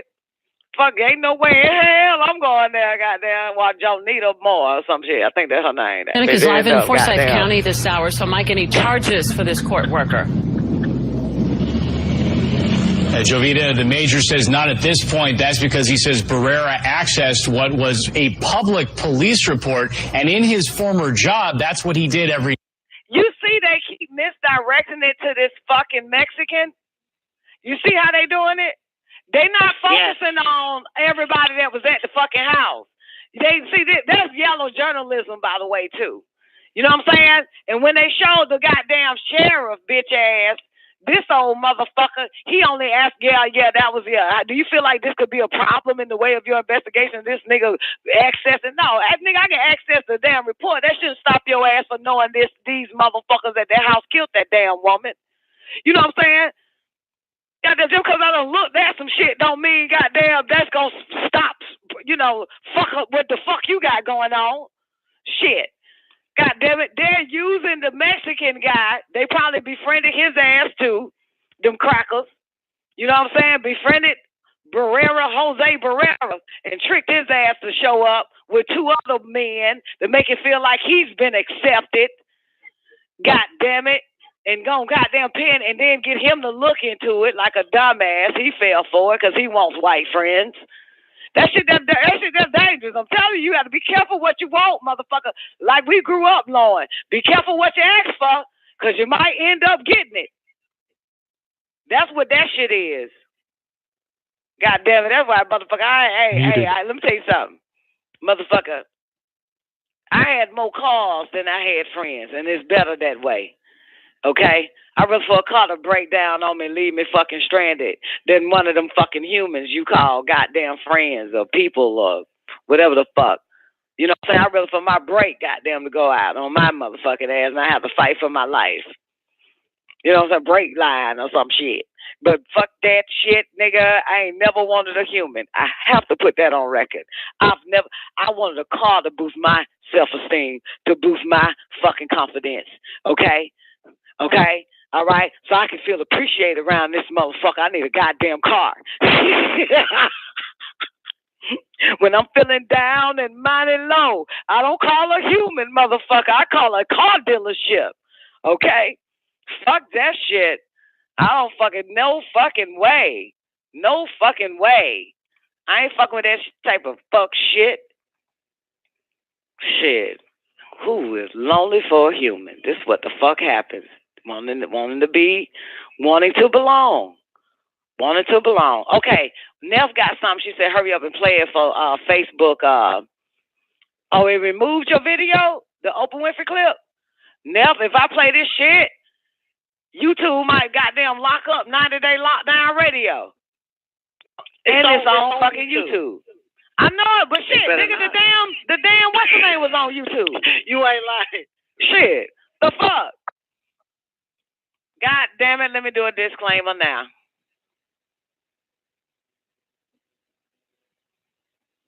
What's my disclaimer? We do not own the motherfucking rights to this bullshit. Matter of fact, let me go on and put it on 90-day lockdown radio right the fuck now. There's some bullshit. What the fuck are you supposed to say on 90-day radio lockdown? I'm scared to play. You better add it out, man. Oprah might goddamn Oprah be like, Oprah, whoever own Oprah shit on YouTube probably be like, I've been wanting to shut that bitch down forever. Lock 90-day radio up. Lock their ass up too. Oh no. Nigga, I'm so goddamn paranoid around this bitch, man.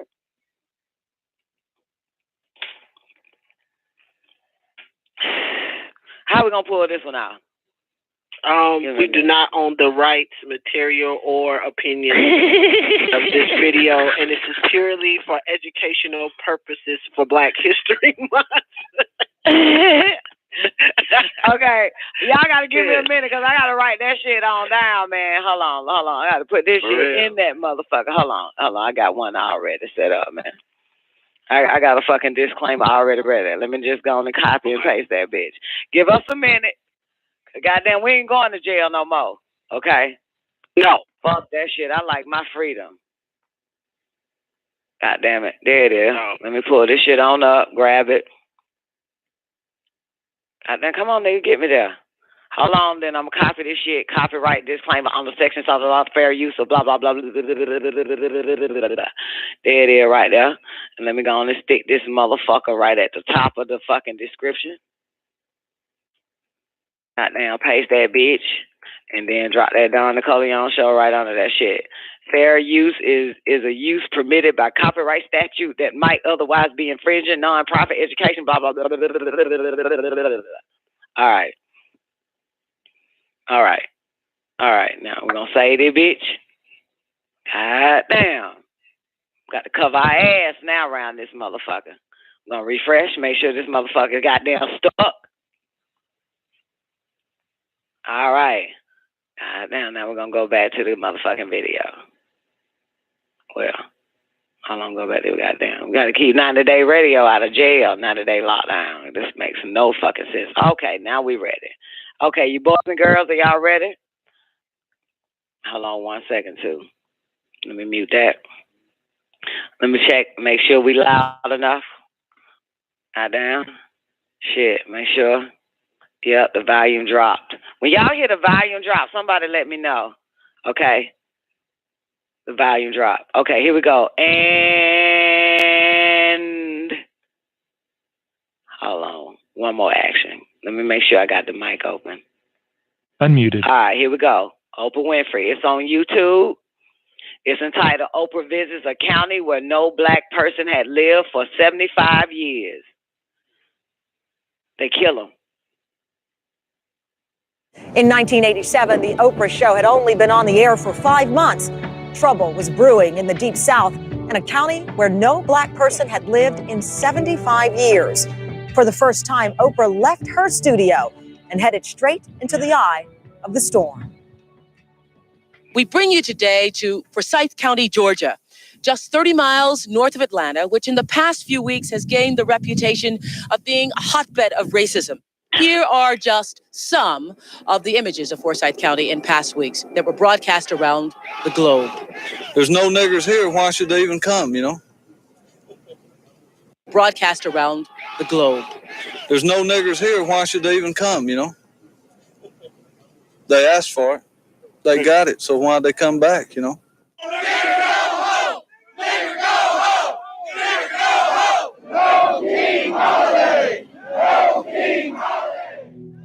It's hard to believe that this show aired nearly 30 years ago. Oprah's show in Forsyth was causing an uproar. As protests were going on outside, tempers were heating up inside too. Somebody tell me, where did the people who come from who were shouting, "Nigger, go home"? They came from where? Yes, ma'am. They came from, my name's Frank Shirley. I'm the head of the committee to keep Forsyth and Dawson County white. Let him speak. Please let him speak. He has the right to speak. Okay, the news media is covered up. There were thousands of white people that came out to join our white people's protest. This is the largest white people's protest against communism and race mixing in the last 30 years. The news media has deliberately covered up the nature of the Brotherhood marchers, many of whom are outright communists and homosexuals, and our organization was the only one that dared take a stand against them. They brought in thousands. Not just anti. Wait a minute, I'm sorry. Wait a minute. Forgive me. God gave me a sense of humor. Okay, motherfuckers? God damn. Shit, I can't help I got a sense of fucking humor around this bitch. What the fuck? Muted. Let me laugh for a minute. Let me give me a laugh out of it. Wait a minute. I didn't expect goddamn Oprah to pull up some goddamn white boy out the audience and say, "That'll be me. That'll be me." Goddamn it, these fucking faggots, homosexuals, goddamn niggers want to goddamn crossbreed and do all that goddamn crazy ass shit. My job is to keep the motherfucking town pure fucking white. Yo, I'm telling you. Oh my God. Oh my God. That shit, that caught me off guard. That's why I had to pause it there. I had to get me a laugh in on the record.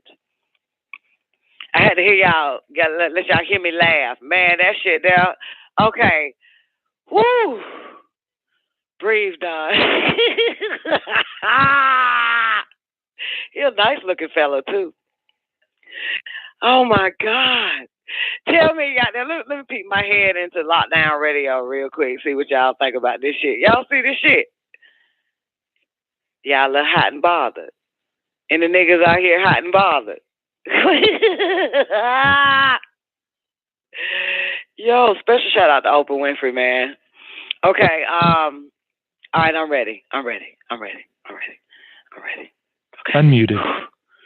Brave Don. Let me wind it back. Marchers, many of whom are outright communist and homosexual. People's protest. This is the largest. Wait a minute.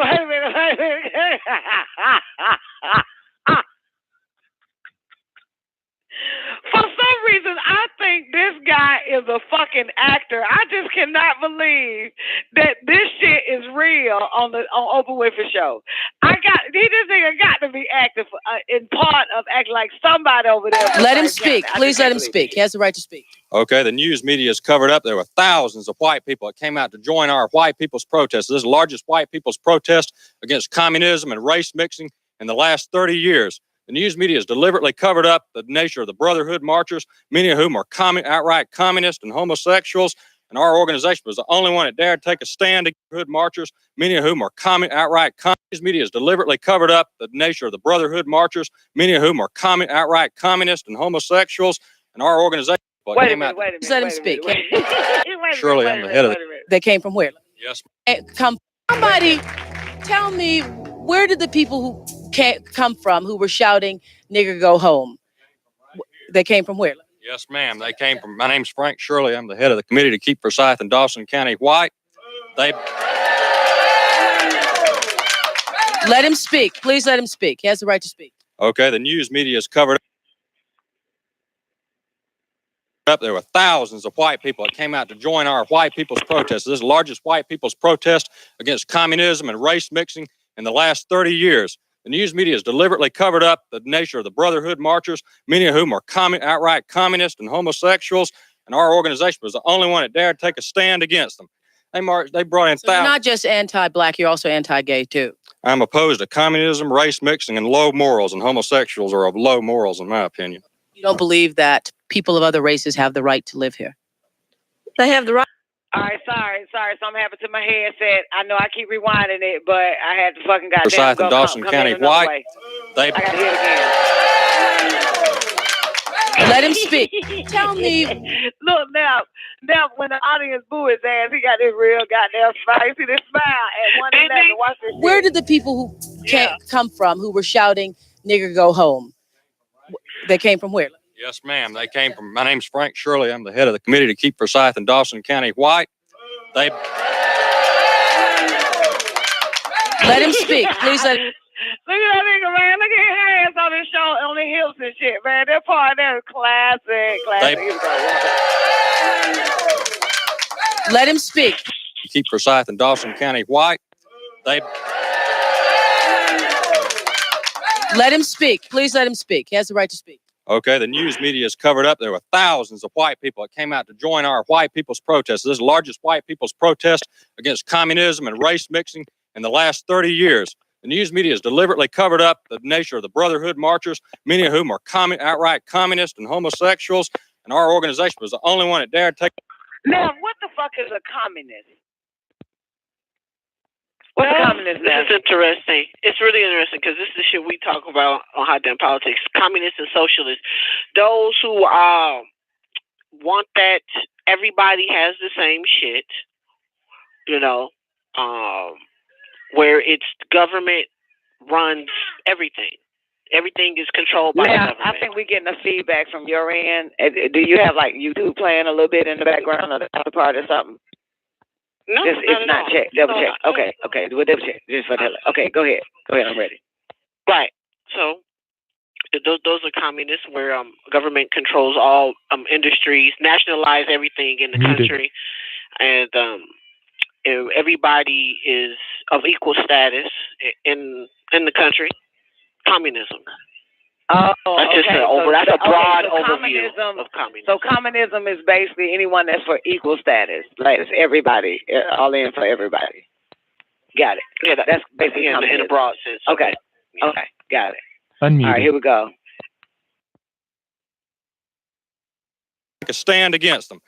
Is deliberately cut white people's protest against communism and race mixing in the last 30 years. The news media has deliberately covered up the nature of the Brotherhood marchers, many of whom are outright communists and homosexuals.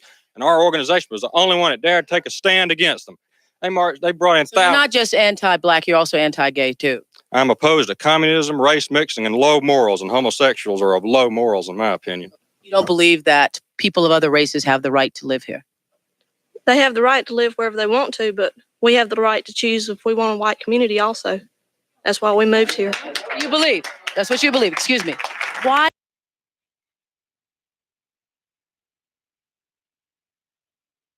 I just want to put on record, it's probably going to piss off a few Negroes and Caucasians that listen to the Don NICOLEONE show, but I'm okay with that. You know what I'm saying? I'm okay with, a race of people that wants to live with their own kind. You know what I'm saying? I'm big on that. You know what I'm saying? Because I do. I want to just live with me and my fucking kids. I don't want to live with nobody the fuck else. Because goddamn it, a motherfucker that ain't my child gonna come disrupt this motherfucker and break us up, break our familyhood together. So I got a problem with that shit. So you know what I'm saying? I'm for real because I lived it. I just want to put that on record. I lived it. You know what I'm saying? I lived it, and it don't work. It don't work. So but I'm okay. I mean, because I'm big on that shit. I'm big on if you want to go off and do your own thing with the people you chose to do it with, I find no problem with that. You know what I'm saying? The only issue that I have is when other people want to intrude on that mission, on that purpose, and then call you out names and something fucking wrong with your goddamn ass, or you got to be racist, or you just, no, it ain't got nothing to do with that. It's that this is what we want. We want to be with our own self and kind. You know what I'm saying? And another problem that I have, which is the biggest problem that I have, is that Negroes find that a problem when Caucasians want to be by themselves. And then there are a group of Negroes that also would like to live for and by each other, by their fucking selves, and Caucasians and niggas would jump on them and say that's a fucking problem. You know what I'm saying? Y'all are the fucking problem, because if we want to separate, because you can have your own way of life, you know what I'm saying? But we want ours too. You know what I'm saying? Ain't nobody shitting on yours, don't shit on ours. We don't want homosexuals. No, we don't want niggas. And no, we don't want communists. We ain't got time for all that shit. We want to be around like-minded motherfuckers that have the same views and values and all that type of shit. And that's what we want to build our community off of. Ain't nothing fucking wrong with that shit. If I was gay, which I'm not, I wouldn't find a problem with it. I'll be a gay motherfucker that understands separatists. I'm not finna be upset that a motherfucker don't want a homo in their fucking neighborhood. You know what I'm saying? I understand that no matter what my shit is, it's motherfuckers. Listen, it's motherfuckers don't even want me smoking around their ass, but I ain't shitting on them. I'm not calling them anti-smokers.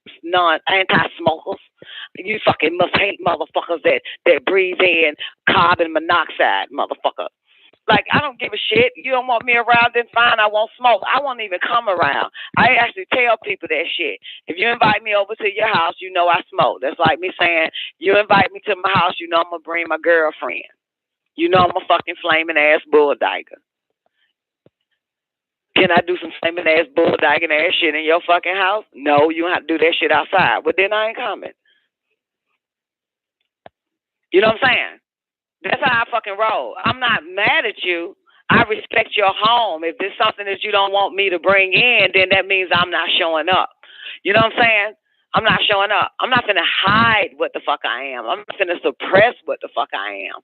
You know what I'm saying? And I don't want you to suppress what the fuck you are not with that I do. My habits, my beliefs, my philosophies. You know what I'm saying? It's just that we just can't, it's not going to work. So I'm not going to force my way into your life, and I don't need you to try to conform me into your life. You know what I'm saying? I'm not going to convert you into mine, and I don't want you to convert me into your shit. So I'm not going to give up my shit, and you don't give up your shit. Just invite motherfuckers that don't smoke, that don't like homos, that don't blah, blah, blah, and everything will be okay. I don't have a problem with homos. You know what I'm saying? So I will invite a homosexual. I don't have a problem with homos. You know what I'm saying? I have a problem with alcoholics, okay? People who drink, because it's going to be a problem. You know what I'm saying? Now, if you're a homosexual alcoholic motherfucker, you ain't coming. You ain't coming to my party. Because that shit is going to get real nasty. It's going to get real ugly. I don't like alcohol involved in the gathering, okay? I don't like that shit. So, anyway, and I don't come to your shit. Especially if you're smoking weed, dope, and liquor. You know what I'm saying? I done built up a little bit more discrimination and prejudice as I become more self-righteous. So back in the days, weed, dope, alcohol, sex, you know what I'm saying? I'll show up to it. You know what I'm saying? But now, because I've become more self-righteous, trying to get myself together for the Messiah, the coming of Jesus, to accept the bitch, I can't participate in that type of shit. Now, marijuana has never been a problem. But I'm going to tell you when it was a problem. I just got to share this shit. When I got with Doc, because he old pretty-ass nigga. Okay, pretty-ass niggas, you know what I'm saying? They are one of the most self-righteous ass motherfuckers on the planet. So we go to my aunt's house because she's having an Easter party or some shit at her house. My grandmama there, everybody there, man, everybody having a good time. All of a sudden, Doc started catching a goddamn fit. And he walks out. I said, what's going on? He said, I cannot be a part of this bullshit. And they smoking marijuana. I am better than them. I said, oh. Because listen, I don't smoke marijuana either. I stopped. Okay? But I didn't know that when you stop doing some shit, you ain't supposed to be around that shit. You know what I'm saying? See, I didn't know that was a problem. But I learned that from a goody two-two shoe ass nigga, and he said I can't be around that shit. But see, it was okay with me. You know, nigga can fire up all day in my goddamn face and I don't fuck with the shit. But then I took on that same level of mentality. Oh, I will have your thought process. So that's how I ended up developing that shit. Well, now you hear NICOLEONE say she don't fuck with people who smoke weed. You know what I'm saying? So now I became prejudiced or discriminative or a separatist around motherfuckers who do weed. You know what I'm saying? Who smoke that shit. I got that from that old high-class ass nigga. You feel me? That old uppity, black-ass, goddamn Lamont Sanford ass Negro. So I took that and said, I'll take that too. Because it took me back now when I was fucking with Dr. York. And the nigga said, these motherfuckers out here smoking weed and doing all that fucking shit like that. And he said some shit like that. I said, hold on now, Shawty, I don't even smoke weed no more. I don't even do that shit no more. And he was like, well, you hang around them motherfuckers that do. I didn't know when you stop and shit, you're not supposed to hang around motherfuckers and still doing it. You mind you, I was 26 at the time. I'm an old hoe now. That's a little bit different. You understand? So I developed this so sophisticated, high-class ass motherfucking mentality. It took me a minute because at 25, 26 years old, when a nigga said that shit, I didn't see it was a problem. You know what I'm saying? Hanging around niggas that smoke that shit. Okay? So mind you, it still wasn't a problem after Dr. York said, but yeah, bitch, but you hang around them motherfuckers. I was still hanging around them. It didn't click yet. You understand what I'm saying? Yeah, it didn't click until I took Doc to my family function. And they were lit up. My aunt and everybody goddamn went in the garage, which is they turned to a little living room. You know how they be turning garages into an extended part of the fucking house. And they went there and goddamn lit up, and Doc walked out. And then Doc said, I can't be a part of that shit. I don't want that shit in my system. I said, wow. I got an uppity nigga. I got an old self-righteous Lamont Sanford ass nigga. I'm going to take, and that's when it finally hit. When you don't participate, you don't fuck with nobody that do participate, no matter what the fuck it is. You withdraw yourself from that type of shit the moment you find out. Because it protects who you are. It protects you. It protects all that you work for. That's when I realized, damn, I got a lot to lose. I didn't even know I had a lot to lose. So at that point, I started fucking with bitches that smoke weed. I started cutting off everybody. Started calling them, I don't fuck with you no more. Why? Because you smoke weed. Click. I don't fuck with you no more. Why? Because you smoke weed. Click. They're calling up everybody, man. I don't fuck with y'all no more. Why? Why you don't fuck with us no more, Shawty, man? I thought we were cool. And we ain't did nothing wrong to you. Yeah, but you still smoke that shit. Gotta go. Yeah, because, you know, I amplify shit once I know some shit. Once I know some shit, oh, you better believe. I turn that shit into real shit, real life, motherfucker. I make it real once it click, because it got to click. It got to explode in the bitch DNA first, and that shit exploded in my fucking DNA. Yeah, so back to this Forsyth shit, I have no problem with it. And any other race of people that want to be by their goddamn self, you know what I'm saying? I'm okay with that shit. I believe in And I have strong feelings, and I see some hands up on the call line. But I'm gonna open your mic in a minute. But I'm gonna tell you something. I believe in separation. I believe in finding those that has the same values, or you know what I'm saying, or whatever the fuck people have now on this planet. Social issues or whatever, social solutions. They come together and break off. You know what I'm saying? I'm not trying. I don't want to intrude or infringe on anyone's shit. And if I'm a nigga and Forsyth don't want me in there, that's respect. That's respect. I'm be okay with that shit. The only problem that I have is when this old non-discrimination shit exists and got me believing you accept me, but you want to kill me and my children. You want to cause harm. That scares me. Put a fucking sign up like y'all got these fucking these sex offenders in the yard. Let me know that when I'm going through the highway and they say I'm approaching Forsyth County, the sign on the highway should also say, niggas tread softly. Communists tread softly. Homo says tread softly. That type of shit. Give me a warning like you give a fucking neighbor that goddamn just moved in next door to a motherfucker sex offender with a sign in the yard. I just need to, because let me know the truth, because then I can protect myself. You know what I'm saying? But don't be hiding your fucking racism. Don't be smiling and shit and then causing me and my family harm, and then y'all gonna cover that shit up as if I slipped and fell on a banana peel when you killed us. As if we as I just harmed myself on a fucking tree, but it was y'all that fucking did that shit. Give us the truth. You know what I'm saying? That means even my boo, you know what I'm saying, who got married, and they had the little marriage little after party at the bar, right? Him and his husband, and they got damn near beat to death. It should be a sign. It's okay having a sign that we don't like homosexuals, niggas, and goddamn. That's why the sign was there back in the fucking 40s and 30s. No niggas allowed. No homos allowed. Put the sign back up, motherfucker. Cause goddamn, I know I will respect it. Goddamn it, and I need some of you niggas to stop smiling in my goddamn face and black bitches' faces. You need a fucking sign to say, I really hate you black bitches, but I'm gonna date your ass and then give your life a living fucking hell. Goddamn it, put that nigga goddamn now. Don't have me thinking you like me and that next thing I know I'm living in misery. That shit that niggas do that same goddamn shit. I need to be able to protect myself. And you need a fucking sign to tell me that shit. You need to post that shit up. That shit need to be on your license. This nigga hate black bitches.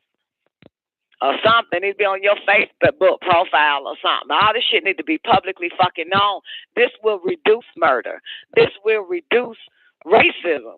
Because it's only racism when you shock and you find out, hold on, this is racist. That means they were smiling and pretending for a minute. I need racism to no longer exist. And the only way racism will not exist, like I said, if I'm traveling on the highway and it says now approaching Forsyth County city limits, and niggers, communists, and homos tread softly. The same way, why I say that shit, because when you go to Rock Eagle, right, in Georgia, in Eatonton, Georgia, Putnam County, right, soon as you go to Rock Eagle, there's a sign that says, white man tread softly.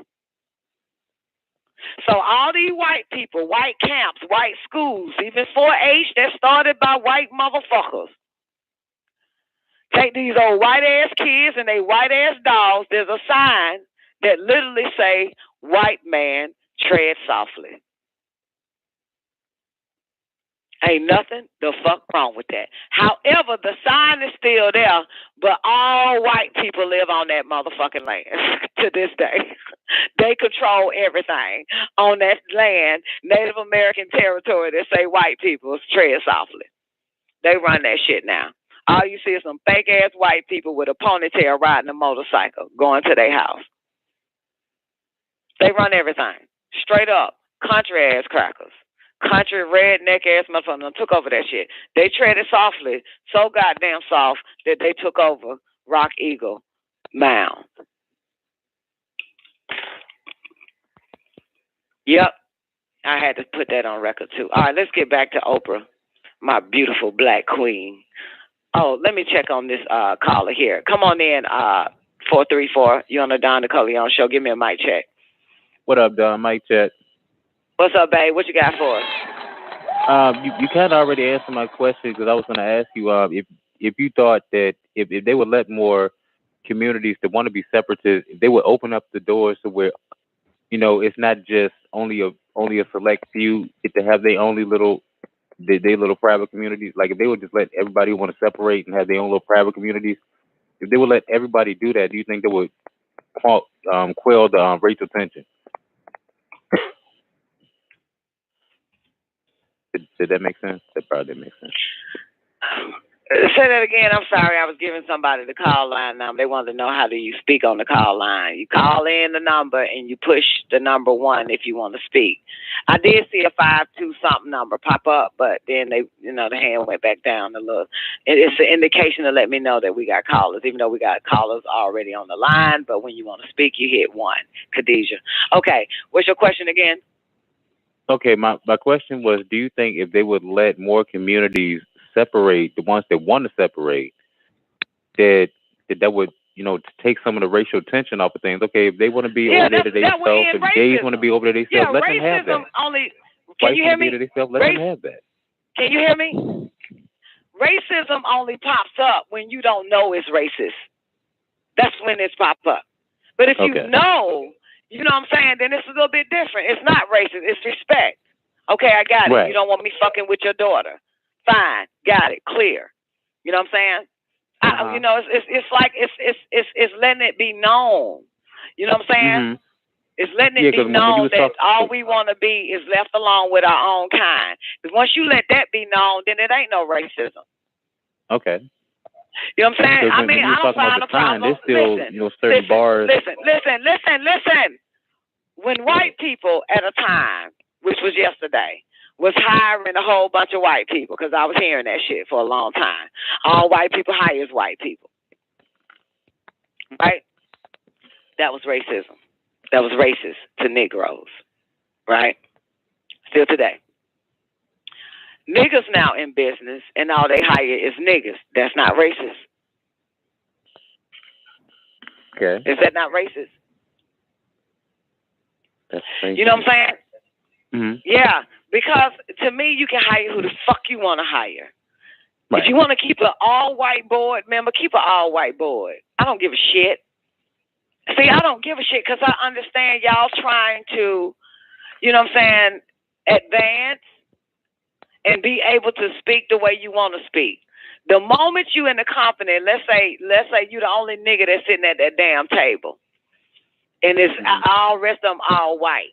So the moment they fuck around and say something about, let's say they was trying to do a deal with Magic Johnson, and you just privileged to that conversation because you sitting at the table, and they say, man, look here, we got to figure out how to get that nigga to say yes. Your dumb black ass will consider that racism and go report that shit. They can't be their fucking self the same way we can't be ourselves around them. You know what I'm saying? So, I mean, god damn.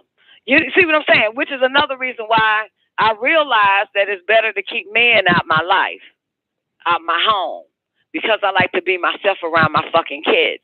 You know what I'm saying? And I like my children to be their selves around me. But here this goddamn outsider comes in and gonna have an issue with that shit. And so now we have to seal ourselves off, create a whole nother goddamn underground railroad from a nigga so that we can be ourselves. You know what I'm saying? People just want to be their fucking self without all this backlash. Like the Papa John ass nigga. Well, ain't nothing wrong with him saying nigga. He was around he thought he was around, he could be himself, but kind of find out he can't be his fucking self. Now he got to apologize for being his fucking self. See, I got an issue with that. I got a problem with that. So that's why I said, it's better for you to choose people around you, or live around motherfuckers that you can be yourself at. You know what I'm saying? You can be yourself. So in other words, when they have their little communist, anti-communist, anti-nigger meeting on that shit, it's everybody that's with them. So that means I can say, fuck them niggers. And everybody will be like, damn right. Shit. Because nobody was reporting them. Ain't nobody infiltrated and said, that's wrong. Don't say niggers. Don't say homos. Don't say this. But this everybody is on them the same being page already. in the yes. This is people that feel the same way. They not going around in your city snatching niggas up and killing them or finding homos. They just don't want them in their fucking town. They just don't want them living amongst their children, their families. And I understand that shit. I get it. I don't see it as racism. I see it as cultivating your own culture and want to keep it, you know, pure as it can be. Now, pure could be satanic. You know what I'm saying? But that's still pure. Pure can be to someone else evil and not right and unfair, but that's still fair to them. That's pure to them. That's their foundation. That's how they want to live. You may not agree with it. That ain't got shit, but goddamn, at least let them have that. Because you have the right to have that. You know what I'm saying? Yeah. You have the right to have your own shit. And if you want to be left alone, you have that right. And if you want to be against certain lifestyles, certain races, you have that right. You know what I'm saying? If you want to keep your race pure, which I always couldn't understand why the fuck niggas got a problem with this shit. If you want to keep your if you want to keep your race pure, your shit is nice. Let me see, turn around. If you want to keep your race pure, I love it, bitch. Love it. I love it. Where's she at? She outside. Tell her she slayed and that shit ain't even finished. Yeah. Okay. I'd like to go back. But yeah, so that's all. Did y'all clean up? That motherfucker better.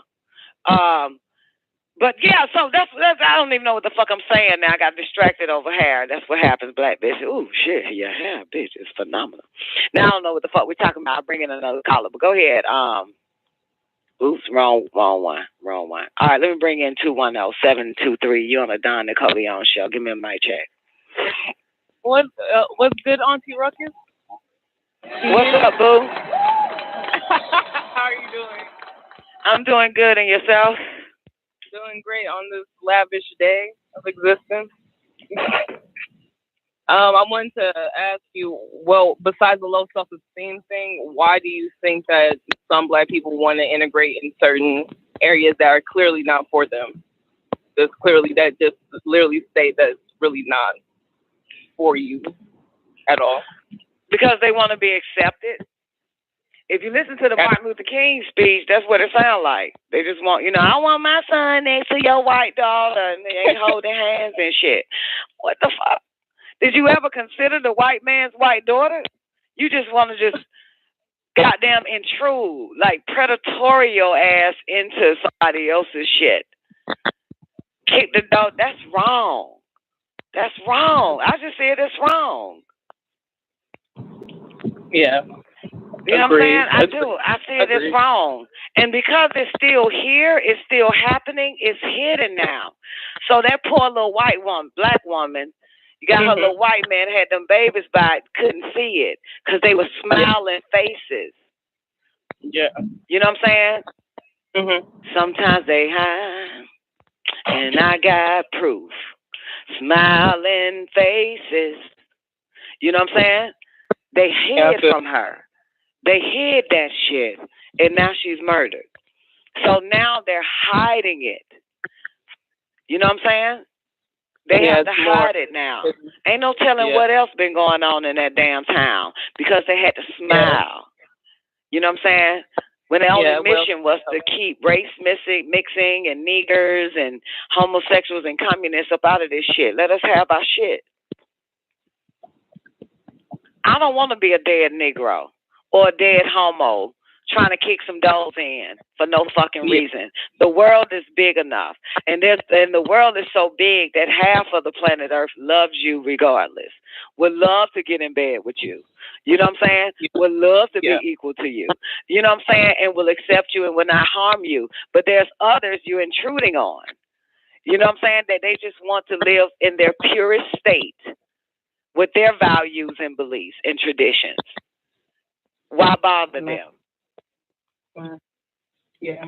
You brought up black. You know what I'm saying? Yeah, you brought that whole, I think it was like a couple radio shows ago, the Black Wall Street, and you said after they bombed it, they gave up. And why does this not make another one and another one and another one? Like things like that. Like, why can't we just have why does one thing have to stop us from having our own communities and think they're still dogs from our own? Why? Yeah. You know what I mean? Yeah. Like, would you put exactly. our own money having it in our neighborhood? Hey, exactly. You know, I mean, shit. I just needed to be known. Like, fucking tell me. You don't like black people, fine. You don't like niggas, fine. You know what I'm saying? You don't like homosexuals, fine. You know what I'm saying? Just tell me. You know what I'm saying? Just let it be known, because now that we know, we won't cause you any harm. We won't try to get your job taken away or your position snatched from you. We just know we'll go somewhere else. It's okay. I'm that type of person. You know what I'm saying? I'm that type of person. Okay, fine. Because it's you know, I ain't trying to fuck up what y'all got going on.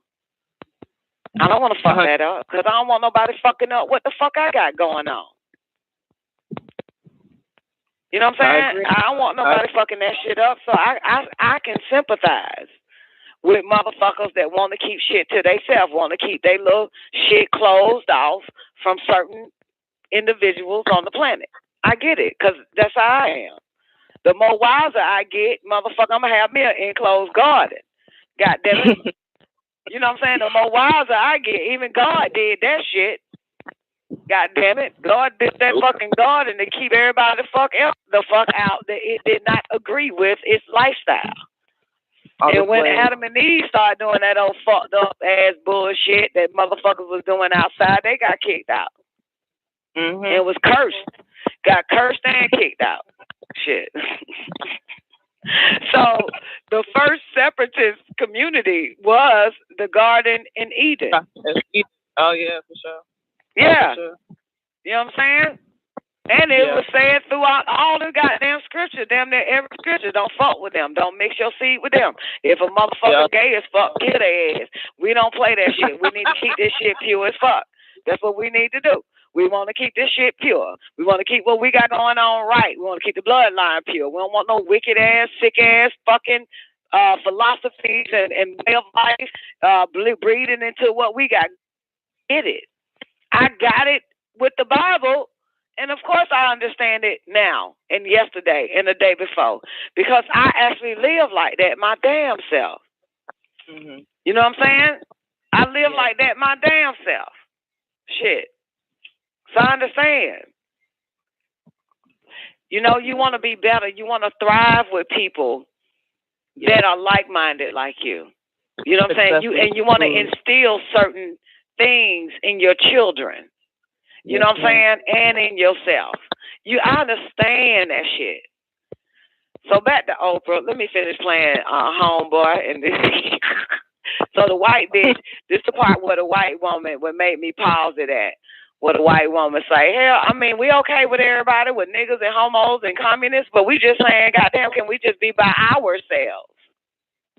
Here we go. Unmuted. Morals, and homosexuals are of low morals, in my opinion. You don't believe that people of other races have the right to live here?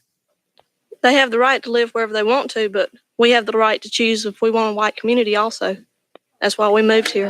You believe. That's what you believe. Excuse me. Why is it that there are people in this county, obviously, who are afraid of black people? What is it you are afraid black people are going to do? I mean, that's what I'd like to know. I'm afraid of them coming to Forsyth County. I lived in Atlanta. I was born in Atlanta. And in 1963, the first blacks were bused to West Fulton High School. And I go down there now and I see my neighborhood and my community which was a nice community, a nice neighborhood, and now it's nothing but a rat-infested slum area because they don't care. They don't care. Thank you. No, wait, stand up. You know. Do you mean they, us, the entire black race? The entire black race? Blacks and you have niggers. What's the difference between a black person and a nigger to you? I've talked to black people. Black people, they don't want to come up here. They don't want to cause any trouble. That's a black person. A nigger wants to come up here and cause trouble all the time. That's the difference. I have something to say. I'm very upset about what's going on. I don't think that Forsyth County has been portrayed right. It's not only by what's outside right now, but I just really hate to think that it's going to take someone either black or white getting hurt or losing their lives before people can sit down and talk this out. It is a time for change. There's nothing we can do about it. Everybody, there's one God. And I just hate to think that someone is going to get hurt before the people get some sense about them and talk about this and get it like it's supposed to be. How is it supposed to be? Black and white together in Forsyth County. There's no other way. Oprah says.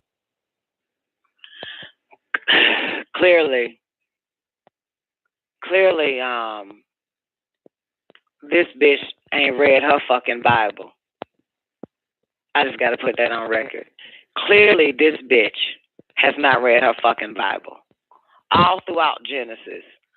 Even when Jesus popped up, this motherfucker wanted to be by his goddamn self and only coming to bless his own kind and nobody the fuck else. Clearly, Abraham was told, don't goddamn stick your dick, don't fuck with them motherfuckers. Moses, everybody, goddamn, this is what the fuck it is.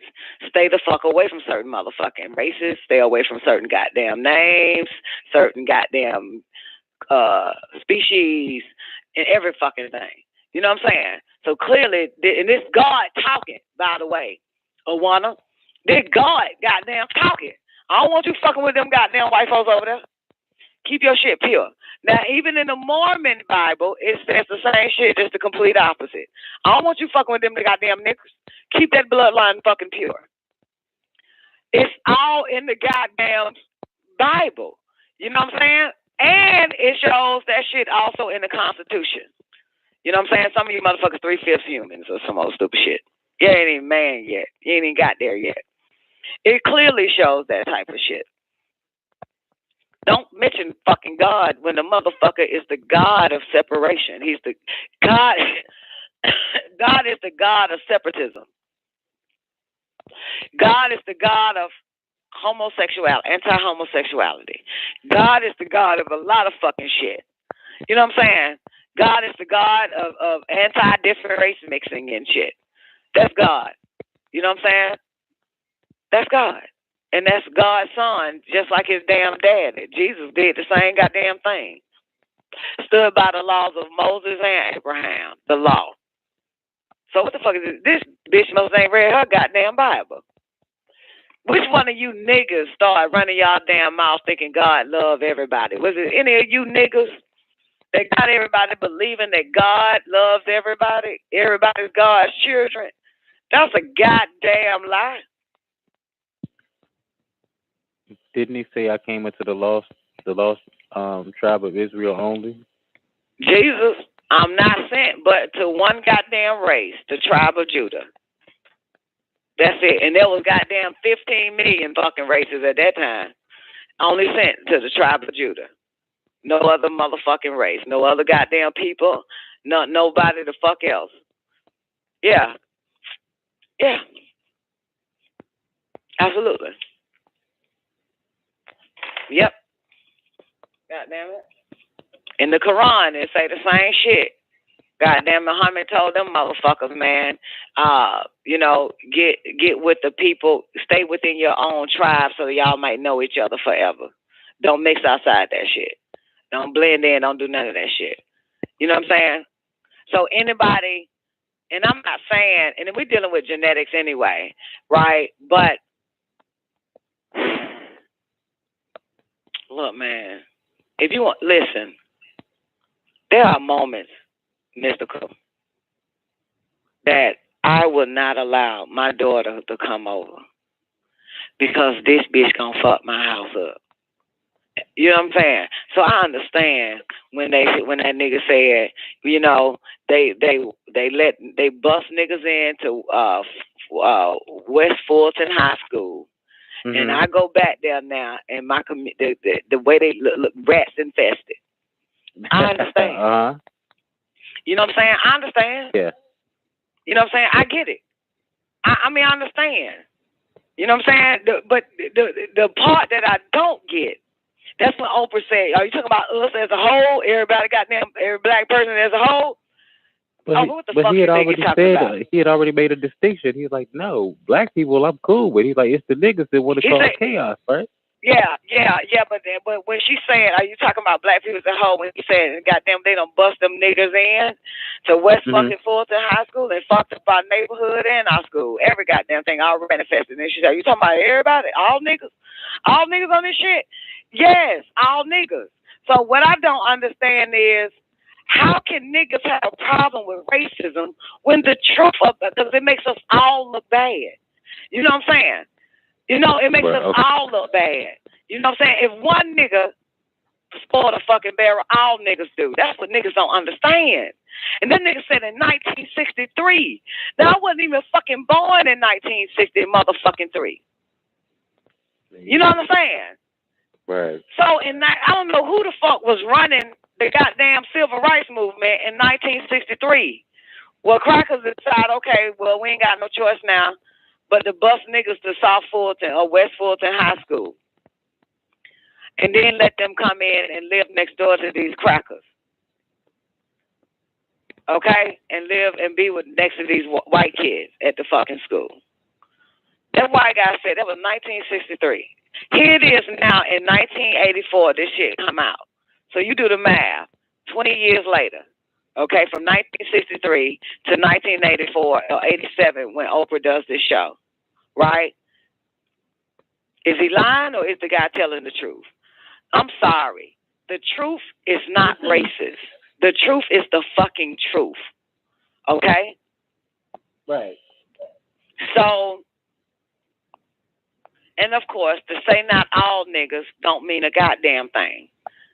You know what I'm saying? To say not all black people don't mean shit. The regardless of it is no one groomed the black race in the 60s to make sure they clean up behind themselves and their kind if we're about to go cross over to them. Because we don't need to hear shit. We don't need to, because it'll fuck up. Nobody was groomed. I groom my kids. When they want to go to my mama's house, my mama keep cleaning that house.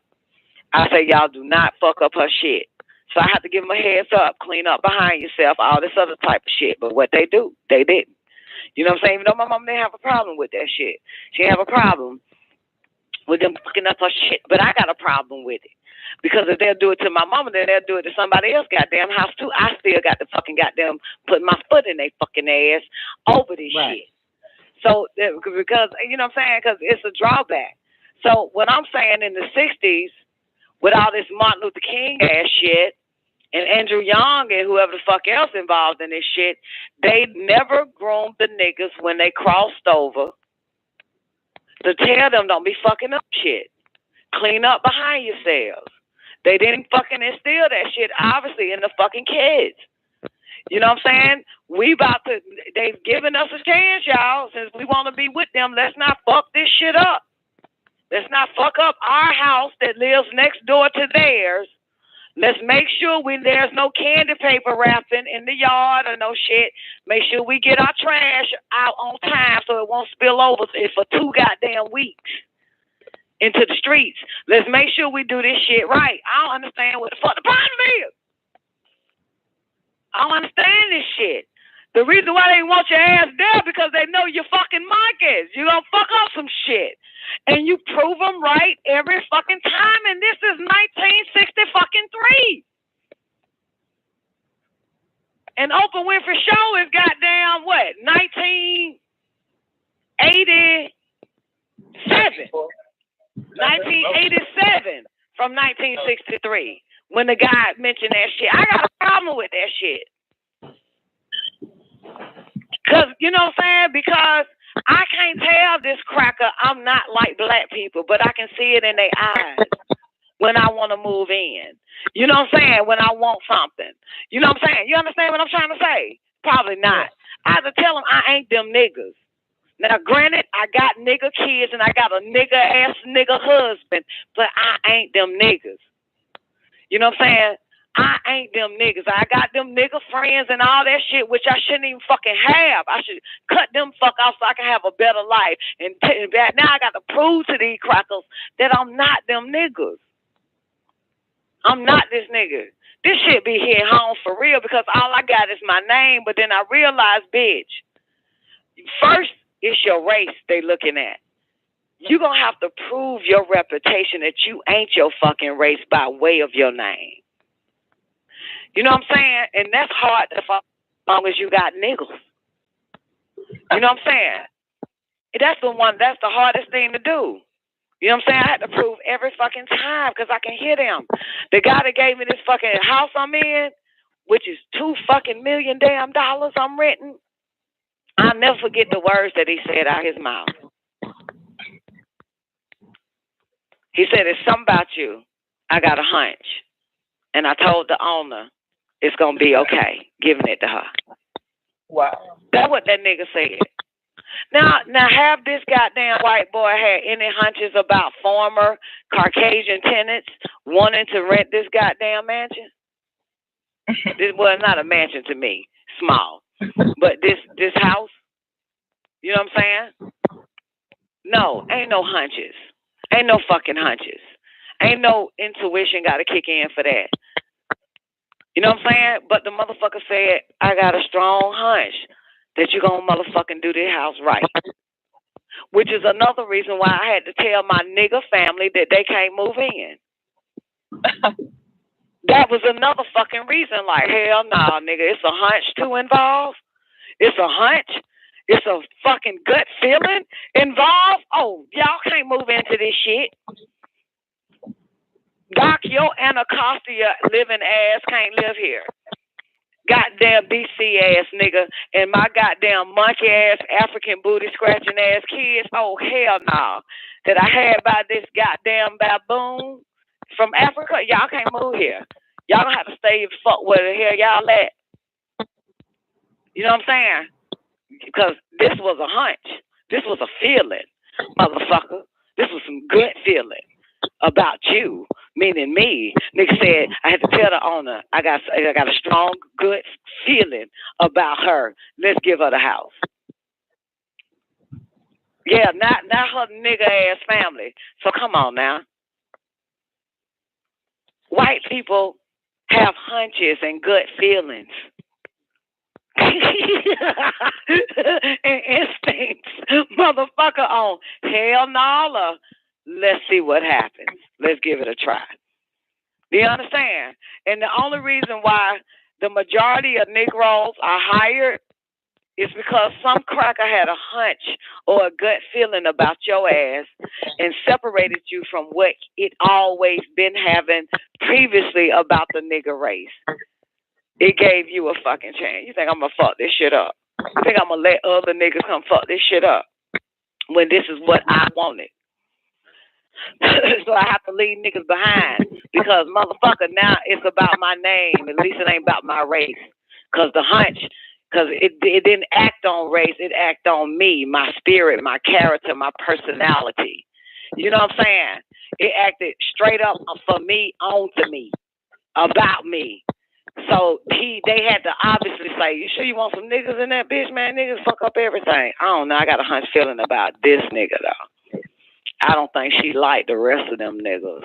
The rest of them blackies, darkies, African Americans. Yeah. You know what I'm saying? Absolutely. Because, yeah, I want a better environment, and I want my environment to get better and better.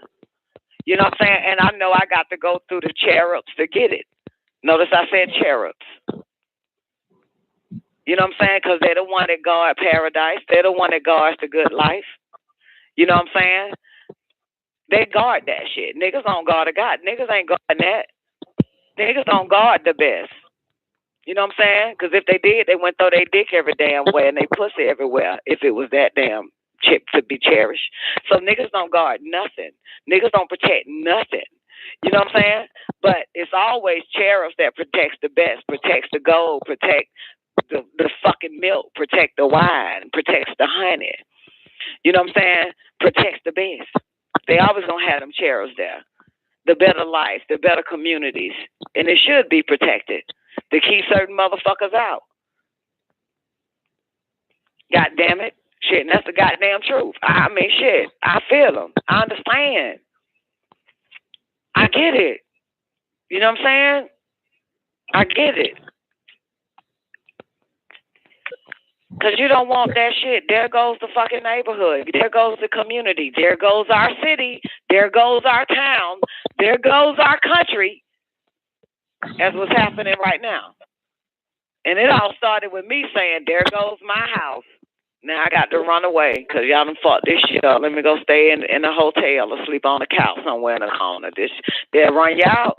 That shit filth and not giving a fuck about the environment that they live in. That shit ran me out every time. You know what I'm saying? That shit run me out every fucking time. Now I got to sleep on the floor at my store. Okay? So I know what the fuck this shit is. God damn it, I'm searching for paradise. And to me, a matchbox could be my paradise. But if I let some niggas in, it's going to become my hell. And now I'm going to have to get the fuck out of hell. So I know about that shit. I live it. I live it every fucking day. As long as I got nigga kids and niggas, I live it every fucking day. And now I don't want this. You know what I'm saying? I don't want that. Granted, I understand. You know what I'm saying? A little spilt milk on the damn counter. But goddamn. Bleach every damn way done fucked up everything. You know what I'm saying? You don't want to pressure wash the goddamn driveway, nigga. You know what I'm saying? You don't want to get some of these trees up out this motherfucker or something. Like, what the fuck is the issue? You don't want to hire a maintenance crew to keep the lawn clean, the shit done right. I don't get this shit. You know what I'm saying? Like, this shit here is imperative.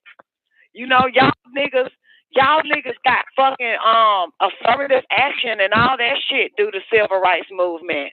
Y'all can move in nice neighborhoods and see white people walk their damn dogs and your ass don't want to maintain a goddamn thing but respect. You just want to be respected. You can't get respect automatically. You know what I'm saying? We have to change what niggas have done. The other lower black race have done after 1960, if this is the case. Some of us have to prove, you know what I'm saying, that, because see, like I said, I wouldn't have even known that shit. What happened in 1963 to West Fulton? By the time I was born and a teenager, West Fulton was full of niggas. I thought it always been an all-black fucking Negro school that white boy talking about. I thought the hood has always been black. That's how slow I was back in the damn days. I didn't know that y'all niggas ran them crackers out and ran their ass to the country, left Atlanta, and ended up having a Forsyth fucking county so they can be by their goddamn self. I had no idea that they got... How can dogs be disgusted with the first living beings on the planet Earth?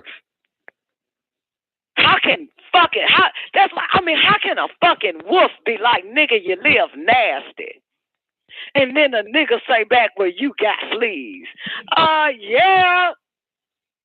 Duh, but husband and niggas is fucking this folks say the owner lives nasty. The owner maker, cream of the planet, cream of the father of civilization, God of the universe is some nasty ass motherfuckers. When does the fucking canine species come out against your goddamn ass of being filthy and fucking disgusting? We have a serious problem here, Houston. And look how this white boy look. He look like old nasty ass cracker. Don't he? Go, let me pull this shit back. Look at this motherfucker. Don't make me. Look at this nasty, unkept white man. nasty ass niggas in the 60s. Look, there it is. Go to 2 minutes and 37 seconds. Look at this nasty nigga. And then come to look at this motherfucker. Look, you want to know where I'm about to go? Go look at it. 2 minutes, 37 seconds. See, OWN Network published it. It's entitled Oprah Visits a County Where No Black Person Had Lived for 75 Years. Type that shit in. And then speed your little shit up to 2 minutes and 37 goddamn seconds. That's what you're going to see. Oh, man.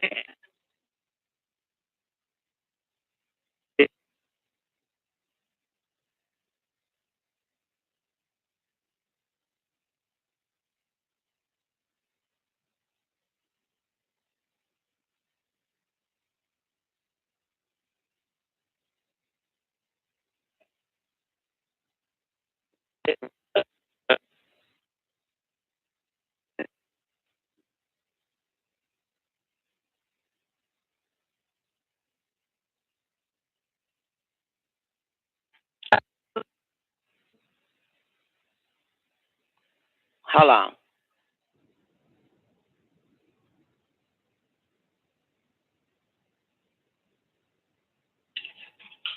Okay. I'm back, bitches. Okay, where I left off at? Where y'all couldn't hear me at? Come on, get me out. Where y'all didn't hear me at? Because I'm going to repeat this shit for the record. If You this were saying call that don't drop. It was unkept and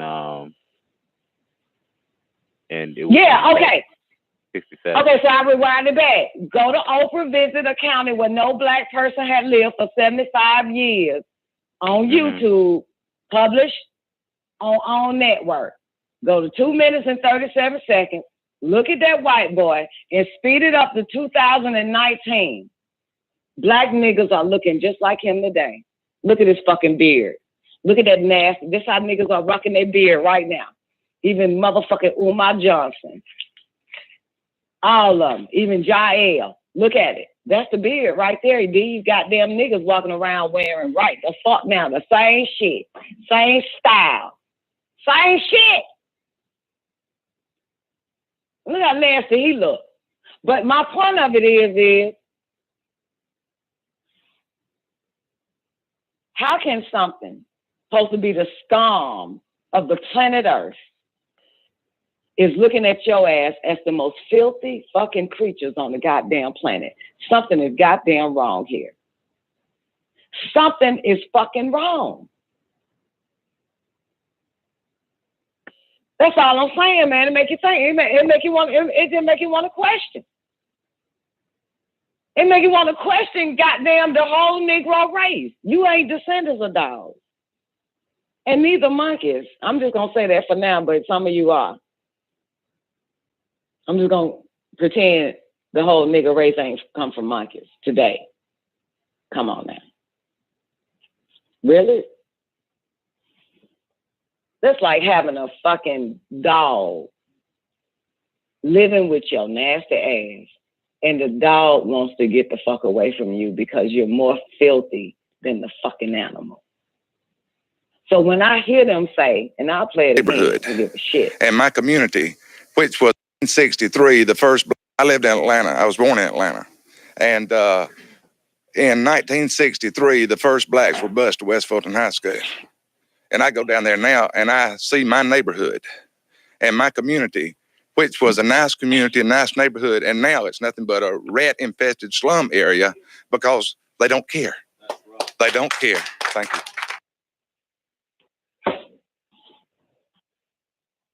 Can you imagine a dog breaks free from your black ass and go amongst other dogs and say, yo, I cannot live with that goddamn nasty ass nigga. Lassie, old yellow, some goddamn body. That is one filthy motherfucker.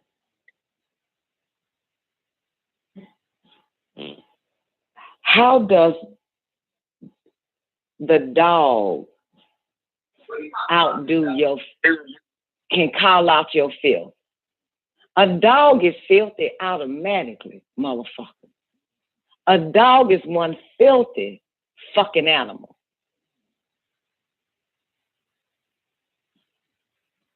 We got a problem here. We have a problem here. That's what the fuck I'm saying. So after years of cleaning up the dog now knows what cleanliness is. And saying that the motherfucker that cleaned their ass up all through biblical stages and even in AD 711, the Moors in Europe and all of that are saying, y'all some nasty fucking niggas. Somebody need to come clean y'all motherfuckers up now. The dog. We got a problem here.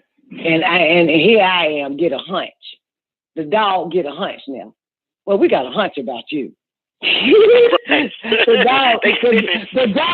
the dog gives me a gut feeling, an instinct. I think you gonna take care of this motherfucker better than anybody that ever had this goddamn shit. Yes. I got a hunch about you. A hunch. Girl. A hunch. That when that motherfucker said that, I said, well, my goddamn Negro clan ain't coming. Cause then your hunch would be fucking wrong about me. Your hunch would be fucking wrong, and I want to make sure you stay right. White. I want to make sure that white is right. God damn it. I'm gonna make you out to be absolutely fucking right. But the only way I can make you out to be absolutely fucking right is my little nigga clan cannot come. They have to stay where the fuck they at, left behind, because that shit ain't gonna work. That shit ain't gonna work then. You know what I'm saying? It ain't gonna work. That's the hunch. That's their instinct. They said they have 6 senses. You know what I'm saying? 6, like other motherfuckers that can see.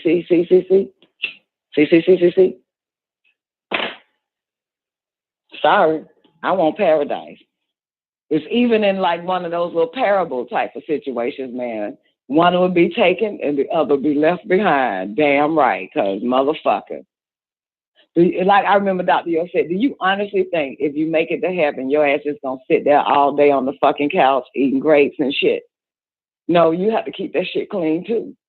You gonna have to work too. Everybody got a job in fucking heaven. Everybody got responsibility. You ain't just sitting there admiring the motherfucking rivers flowing of milk. Where you at? Where I'm always at. You can find me watching the milk flow like honey on the stream. Where you at? On the couch, man. Where I got down as soon as I got here. Then where the fuck I been sitting at? Oh, goddamn fine. Eating grapes.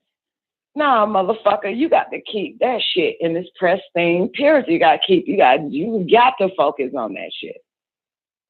You're going to have to work. You're going to have to sweep the streets of gold, motherfucker.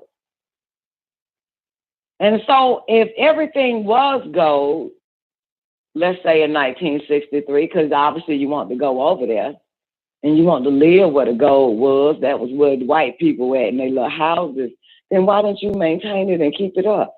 This nasty ass, teen wolf ass looking ass white boy shouldn't have said no goddamn shit like that about niggas. Unless it's fucking true. And y'all know that shit true. You know what I'm saying? Come on, man. Anyway. No, wait, shut up. You know. Do you mean they, us, the entire black race? The entire black race? Blacks and you have niggers. What's the difference between a black person and a nigger to you? I've talked to black people. Black people, they don't want to come up here. They don't want to cause any trouble. That's a black person. A nigger wants to come up here and cause trouble all the time. That's the difference. I have something to say. I'm very upset about what's going on. I don't think that Forsyth County has been portrayed right. It's not only by what's outside right now, but I just really hate to think that it's going to take someone either black or white getting hurt or losing their lives before people can sit down and talk this out. It is a time for change. There's nothing we can do about it. Everybody, there's one God. And I just hate to think that someone is going to get hurt before the people get some sense about them and talk about this and get it like it's supposed to be. How is it supposed to be? Black and white together in Forsyth County. There's no other way. Oprah says she and her producers knew it was dangerous to go down there, but they were smart enough to know to leave town before the sun went down. Damn, man, Oprah took some serious goddamn. Oh, yeah, Oprah bad.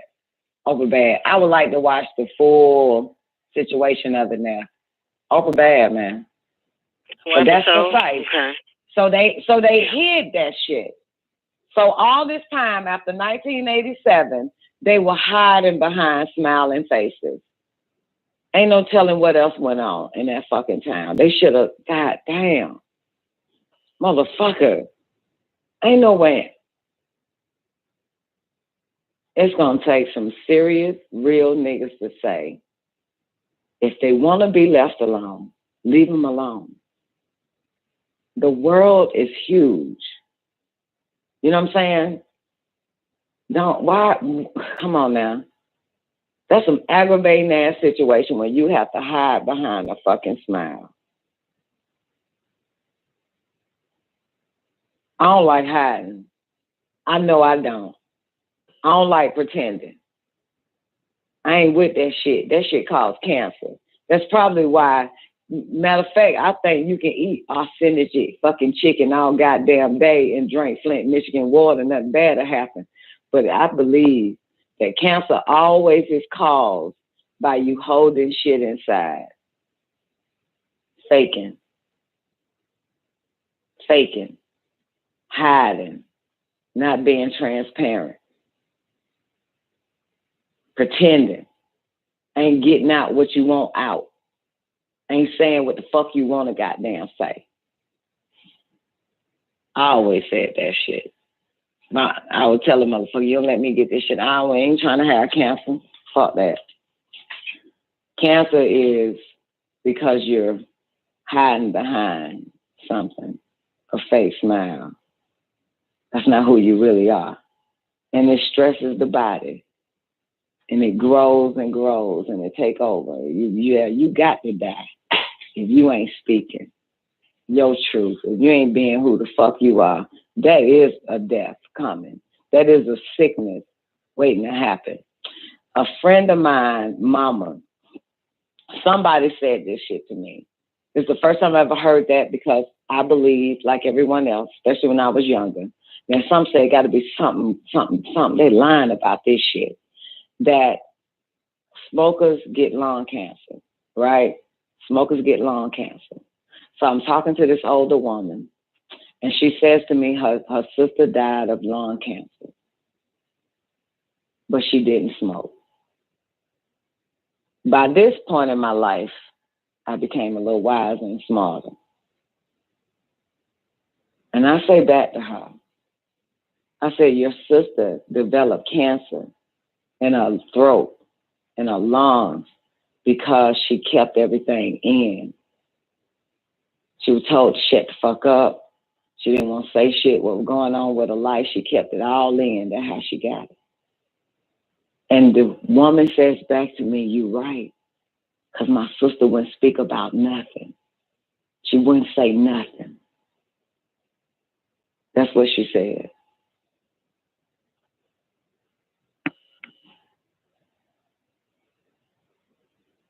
Yep. She kept everything inside. No matter what was going on, she wouldn't talk. That's why.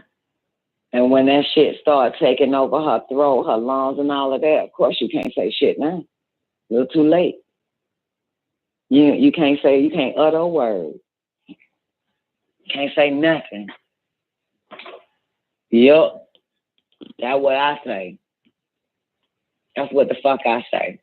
So it's interesting that a lot of Caucasians are dying of cancer because they're afraid to speak out. They're afraid to like in the 80s, like that white boy.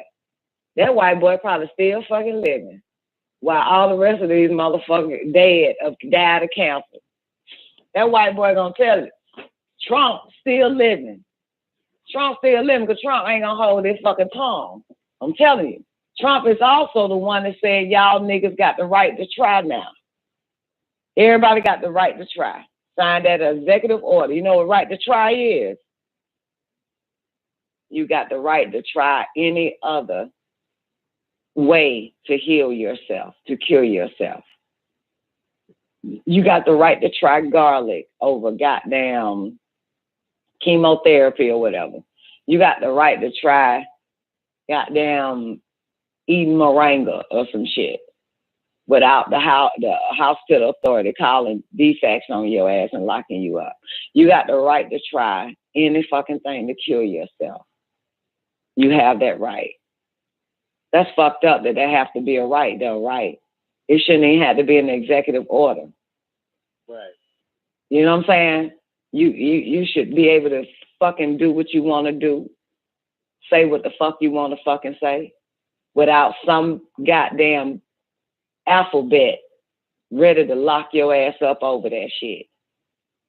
Or saying you putting your own life in danger and shit. We need to lock you up. You're a danger to yourself because you decide to try partially over goddamn Xanax.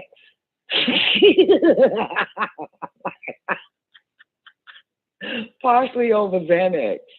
Can you believe that shit? That type of shit. So yeah, that Trump right there, y'all. That's a fucked up thing. You can tell that this is a really fucked up ass country. You know what I'm saying? That people went to jail because they wanted to try something else to save their life or their loved one lives instead of this medical healthcare institution. They called the police on their ass and locked them up. So now you have the right to try because of him. So, because mind you, they were locking up parents in the hospital after the child was being born because they didn't want them vaccination shots after being born, hepatitis shots and all that type of shit. Once you push a baby out into their institution, and this is here in Atlanta, in Georgia, that they were locking up motherfuckers for that shit. Yes, locking up the mama. Yeah, threatening mama that they'll take the child if you didn't, because you're putting the child at risk. All that type of shit. Because you refuse to don't want them injecting your babies with that shit. This was back in the fucking 90s. Before there was any people doing that bullshit ass research and posting it everywhere on social media that vaccinations are killing fucking kids. The birth vaccinations. Next thing you know, take that baby home, man, that baby retarded than a motherfucker. Or by the time it's time to put that baby in school, gets his first shots for school now, that baby come out retarded or die after getting shot up with vaccination. It's a damn shame after all these fucking years of vaccinations and how they hid it from the public until social media popped up. But it's a damn shame. I don't know how long they've been getting away with killing motherfucking babies on this vaccination shit and young children. But it's a damn shame that Donald Trump has to come along and have to sign an executive order that you got the right to deny that shit. It's a damn shame. Presidents before that, you know what I'm saying? World Health Organization, the United Nations, all the motherfuckers should have been on that shit.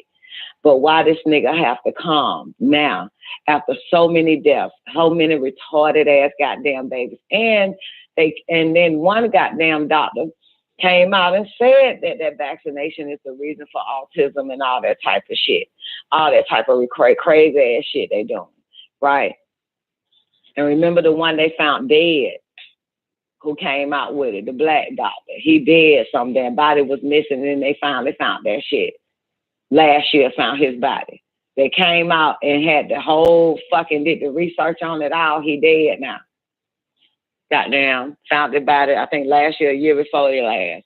But here go Trump saying now y'all can't kill nobody that actually want to find proof or show proof or got anything. Come on, man, let this shit go. It's a damn shame that Trump had to do that shit, though.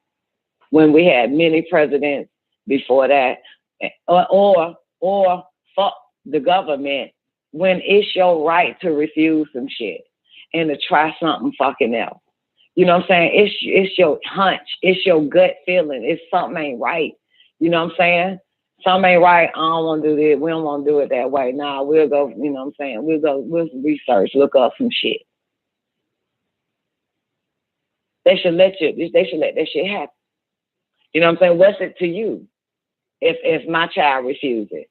If I refuse it for my child? What's it to you if I refuse this treatment y'all dumbass motherfuckers want to goddamn give me? Why do I have to go to jail? Because I don't like the shit. Because something in me is telling me no. The God in me, this voice is saying, something ain't right.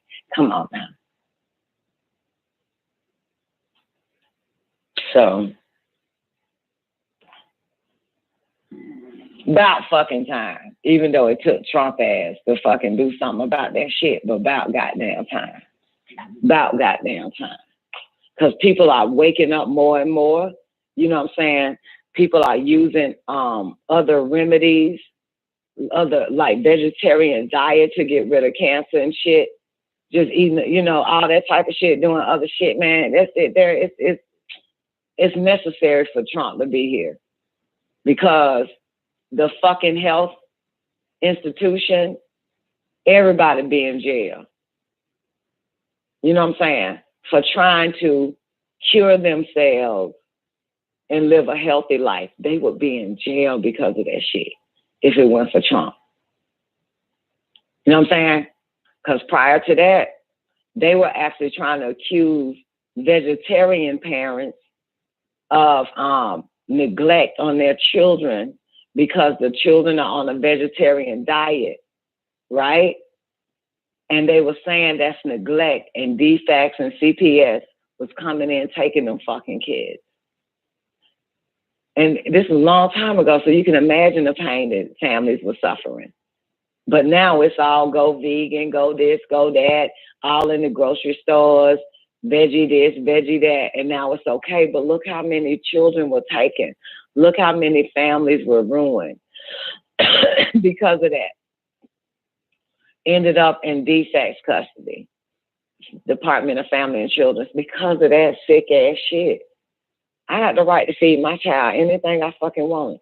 And then they started locking up parents and taking the kids away because they wanted out of religion, like Christianity, and going into some other type of fucking cult.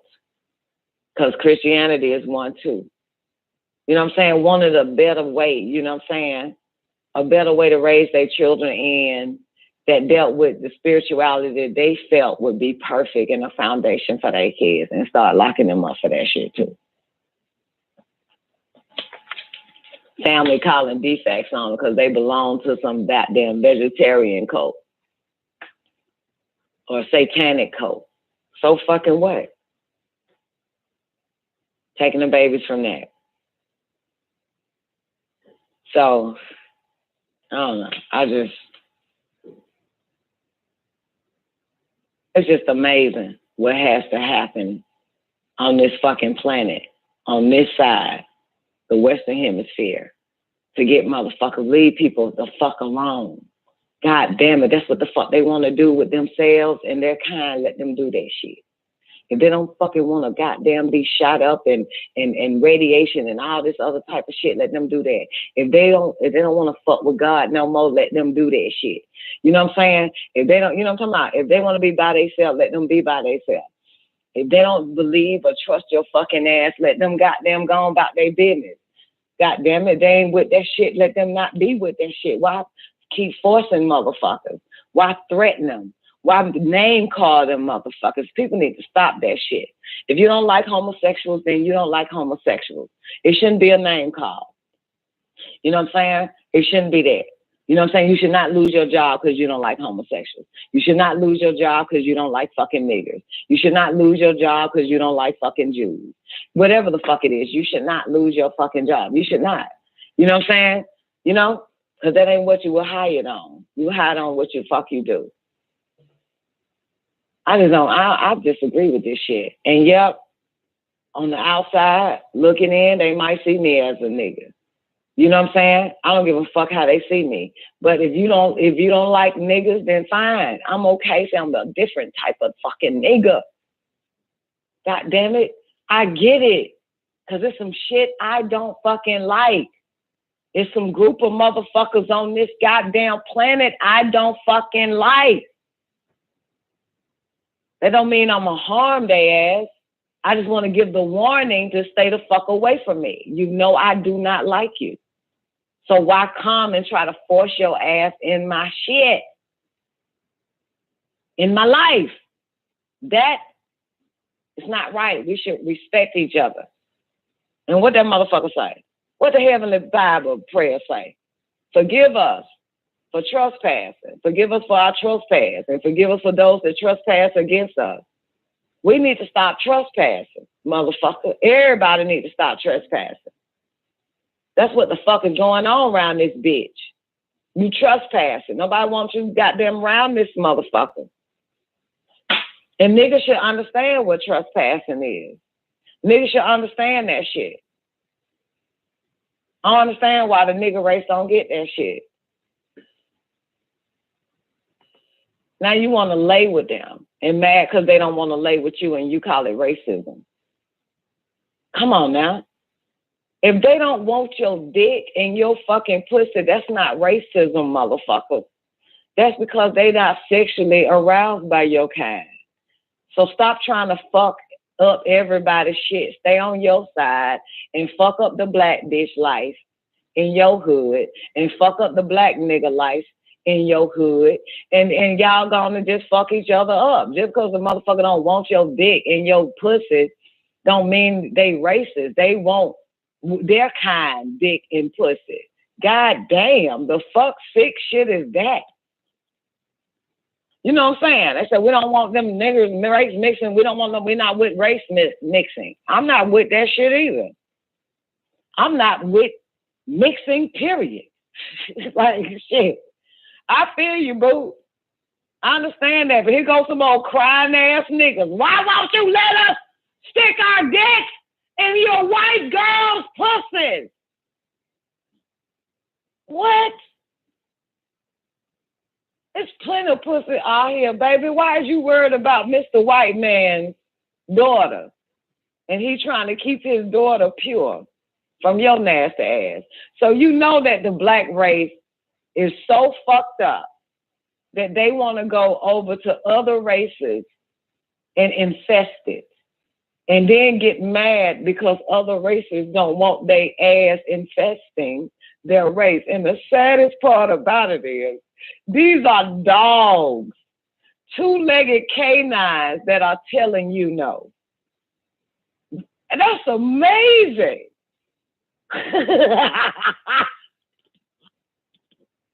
The dog is saying no.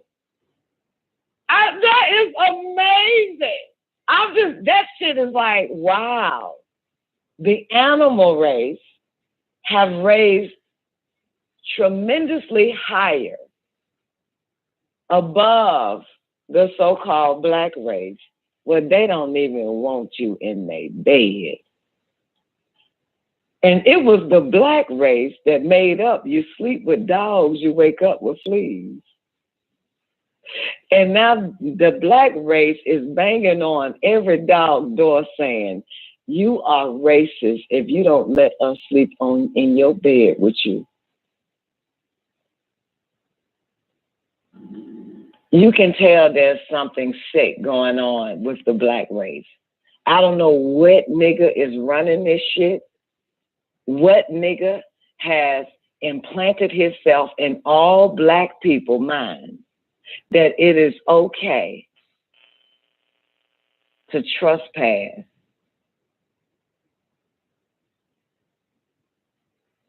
and infringe on other people's private lives in seclusion, kick the door down,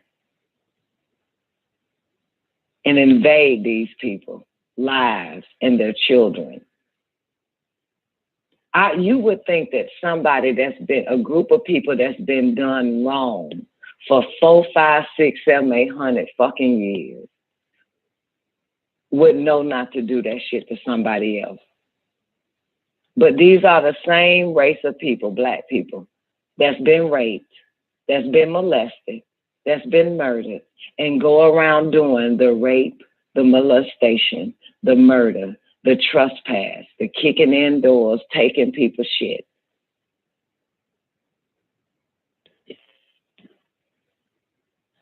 Why would you do that if it's been done to you and you see it as wrong? You know what I'm saying? And you see it as wrong, diabolical, pure fucking evil. Why are you doing it? Why are you doing it? But they're the same ones that do that shit. And I noticed that. Because that's all the people that I see is black people, all the people that I actually have conversations with. I have been raped, I have been molested, but I'm not going out there doing that shit. I had my doors kick in and shit stolen and taken from me. I had my back stabbed, but I would never stab you. I'm not finna do that shit. I've also been a victim of invasion, but I won't invade your privacy. You know what I'm saying? I've been a victim of being in slavery, but I won't put your ass in slavery. I've been a victim of oppression, but I still won't oppress nobody, not even my fucking kids. I've been a victim of shut the fuck up, don't say shit, which is why I tell my children, talk and say what the fuck you want to say. I do the complete opposite. Everything that has happened to me, I do the complete opposite of. I don't want nobody to ever go through what I've been through. But the black race want everybody to go through what they've been through. As a whole, that's how they live. That's how they think. That's their behavior. And to me, that shit ain't right. But hey, I'm just one motherfucker. That I'm just not gonna do it. What you did to me, I'm not gonna do to you. No matter what your race or your gender is, I'm just not gonna do that shit to you. I could do easy get back on your ass, but I'm not gonna do it. I'm not gonna do it. And I'm not gonna do it to innocent fucking people. When that cop shoots a white person, a black boy, dead in the street, videotaped and out, the whole black race says it's time to just kill every fucking cracker. That ain't every cracker ain't do that shit to y'all though. So why put innocent motherfuckers? Why start looking at all these motherfuckers and start thinking about killing every goddamn white motherfucker when you got the face of that one cracker that did that shit? This is what they say. It's open season on whites now. Let's just kill them all. What? So you're going to bypass the white boy that shot down the black boy and just start killing innocent ass people. This is their shit. They do the same shit. But anyway. It's just fucked up that I have a raspy voice, which is a known trait for the real Negroes on this planet. And it's fucked up that I have a black mother and a black daddy, because I'm going to have mistaken identity easily because I'm already placed in with the black race, and that shit ain't me. That shit is not me. That shit ain't me. And no, I am not my mother, and neither am I my father. Neither am I my sister, and neither am I my brother. I ain't none of this shit. I ain't none of this shit. Because I don't think like them niggas. A nigga fucked on me. I ain't out there trying to fuck back on him. I would never put my body at risk. But niggas think like that. I would never go out there and be like, I'm going to get some get back and fuck this nigga. I don't think like that. I don't think like that. Nigga, I'm not that fucked up where I'm going to fuck myself up after you done fucked me up. Now I'm going to go out and fuck myself up. And use some other person and fuck theyself up. Because you might have gave me something and I don't know shit about, but all I'm focused on is getting even with your ass and go fuck this other nigga. And now he got the shit that you gave me, that you gave from another bitch. So I'm part of infecting my goddamn so-called race off of revenge, off of getting you. I don't think like that, motherfucker. I don't think like that. I don't think like these goddamn niggas, man. They are sick. Ain't no we. I'm sorry. If y'all the we, I'm going to stay the individual because that shit there is dirty. I seen motherfuckers whose heart was broken. From that point, they just deliberately go pick bitches to break their fucking life, to break their heart because their heart was broken. Put this on record, my heart was broken so many fucking times. But every nigga that wanted to come in, I never did nothing dirty or treacherous to that motherfucker.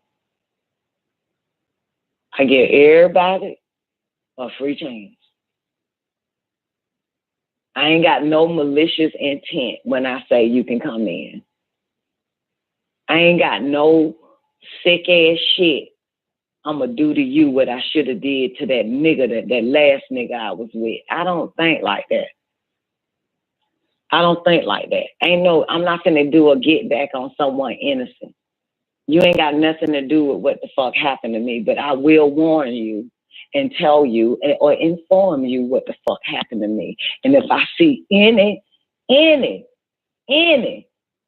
inclination that you are acting just like that past ass nigga, you're gonna get fucked up. Cause I'd be damned to go through the same shit or worse, motherfucker. Cause I'm watching. That's what I warn motherfuckers. I'm not going through that shit. Cause that shit trauma. And I'm bitch sick of living in trauma. But I noticed that motherfuckers will bring that shit. They will bring that shit. They're not even conscious after you tell them or really concerned or caring. That last thing that white boy said is, they just don't care. That's what he said. Don't make me pull this shit back up and rewind it. He said, they just don't care. They don't care. And I noticed that shit. I noticed that shit because I've been with niggas my whole life. Men and females and nigga kids and nigga grandparents and nigga every goddamn thing. Nigga, every nigga you can think of. Whatever position a nigga was in, I know what the fuck he talking about. I know what care is. They don't fucking care. I got people in my life that is a nigga right now and they do not fucking care. I had niggas in the past I got rid of for some new niggas and thinking that they cared and found out that them niggas didn't care either. You go through nigga after nigga after nigga, male or female, and you find out that nobody fucking cares. Okay? But you keep giving nigga races a fucking chance and a chance that I'm gonna try your ass. I'm gonna try your nigga ass now. Boy, you better not be like the last nigga. You better fucking care. Find out that motherfucker don't care. Or that bitch don't care. You just find out that they are some non-caring ass motherfuckers. They don't fucking care. They don't care about the community they live in. I don't give a fuck where you put them. Take a nigga now. Matter of fact, let's do a try. Let's do a test. Bring Diaz. Take his ass to that mountainous fucking region in California with you and watch that. You'll see that nigga don't care. He a filthy fucker. He wouldn't give a shit. He wouldn't care about the environment, the surroundings, and all that type of shit. Want to keep everybody out, keep the Mexicans from doing the yard, keep the goddamn tree surgeons from keeping the trees out to protect you and the kids so the tree won't fall on the fuck. That's not caring. What's true caring is you care for your environment, you tend to it, you make sure every goddamn stick is picked the fuck up, every trash is picked the fuck up. That's caring. And then if you fuck around and get pregnant, he should care for you and not you still caring for that nigga. I know black men don't fucking care, black bitches don't fucking care. That we have not even learned to care. We don't know what care is to fucking know how to fucking care for ourselves and our environment. We never had that shit. We don't know shit. We think caring is having sex with one another. While I'm pregnant, I got to care for you and this damn baby. I got to care for your dick and this baby. That's not caring, right? That's not caring. So he doesn't even know you've been split wide the fuck open, whether you had a cesarean or your whole goddamn pussy done fell apart, spitting out some goddamn non-caring ass human, because it's going to come out not giving a fuck either. And all he's concerned about is when your 6 weeks is up so he can fuck you. Not caring about, not even thinking, because when you care, intellect kicks in. Logic, like, wait a minute. The doctor gonna tell my ass I can fuck my wife in 6 weeks after she have a baby, but wait a minute, she carried the motherfucker for 9 months. And she labored that long and all that shit happened to her right on the damn table. How the fuck? See, when you really care, logic starts kicking in. Like, nah, that makes no fucking sense. That makes no fucking sense. That's when you start really caring about the people in that fucking house and in your motherfucking environment. That's when you start, because caring, I swear to God, some logic kicks in.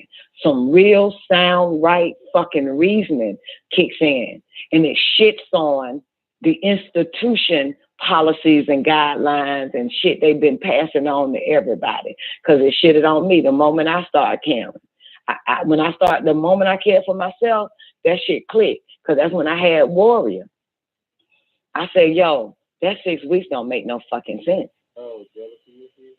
I'm not finna goddamn let this nigga in my pussy. That's when it made sense. I said that 6 weeks don't make sense. Now mind you, I had 3 other fucking babies, been fucking all throughout my fucking pregnancy and before 6 weeks getting dick from the niggas that say they love me and care for me, because the doctor said 6 weeks. But when I fucking gave that fucking, when I withdrawn away from niggas, I had a moment to fucking think after having Warrior. I said, this shit makes no sense. I said, this shit don't make that lying. That makes no sense. But see, I had to care for myself to build up all this intellect that I give you niggas today. Understand that shit. Okay? Because if I didn't care for myself first, you motherfuckers wouldn't know how to care for your goddamn self. Because then you start getting more intellect, more shit. Because something ain't right. Something ain't right. This shit ain't fucking right. Have you ever met a motherfucker that really cared? The answer is fucking no. Fucking no, because they don't care. They do not care. You ain't never met a motherfucker that care. You ain't even met yourself yet to care. Because when you start to learn that care shit, you understand what all the rest of the races are ripping and raving about. We just want to care for ourselves. Leave us the fuck alone. We got this. We don't want your ass around because you don't care. You don't care. You can tell motherfuckers don't care. You don't care about your car. First it was a blessing. Now you don't even want to keep the blessing up. Got that shit running around, muffler dragging, everything dragging on the house. You don't care. You don't fucking even care. You don't care. You don't care. You beat the motherfuckers you say you care and love about. Have them looking all bruised the fuck up out in public. You do not care. And then when you're tired of them saying that your fuckers that you done tore up in public, you hide it. So you want to keep it locked up in the fucking house, and that's neglect.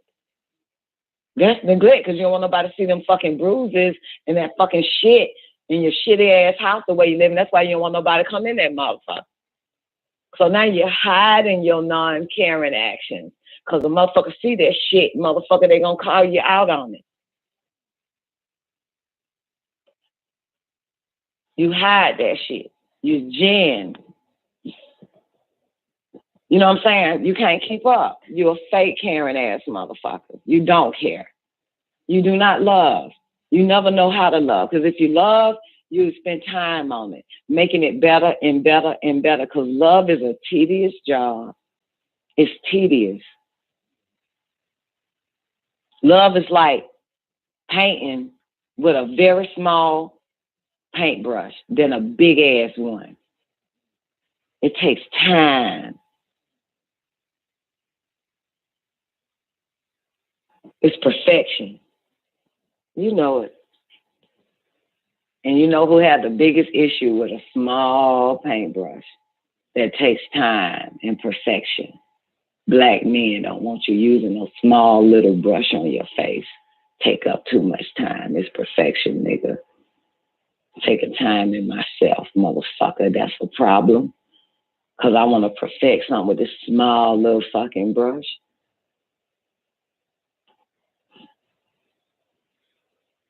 I'm just saying, man. Niggas ain't gardeners. They don't know how to beautify shit. They don't know how to do it. We naturally have it.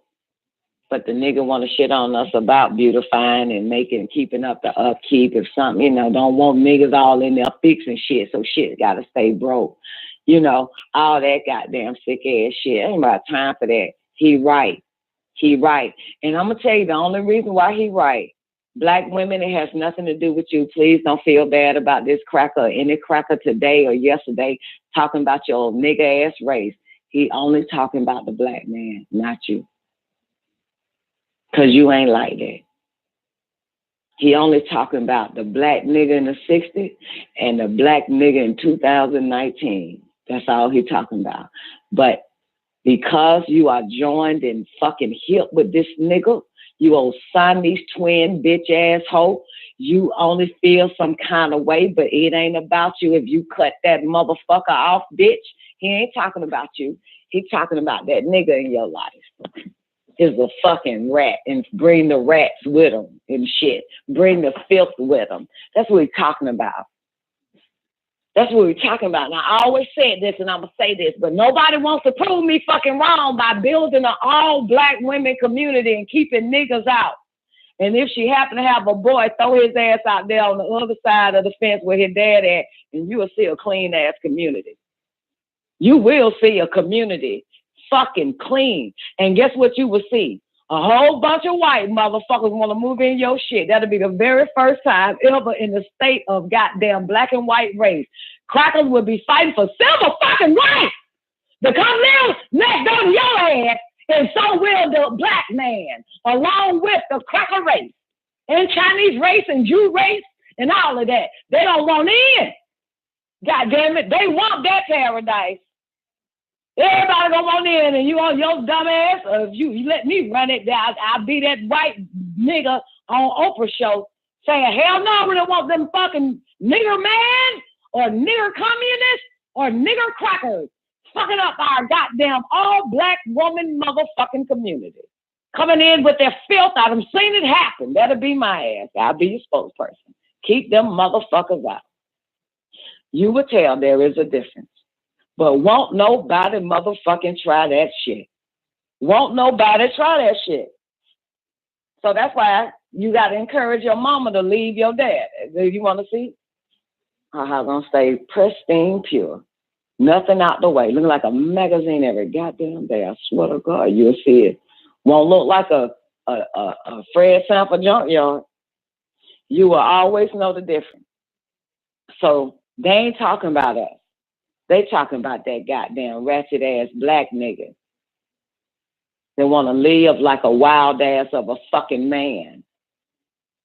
Where you want shit in order, organized, where you left it is where the fuck it needs to be.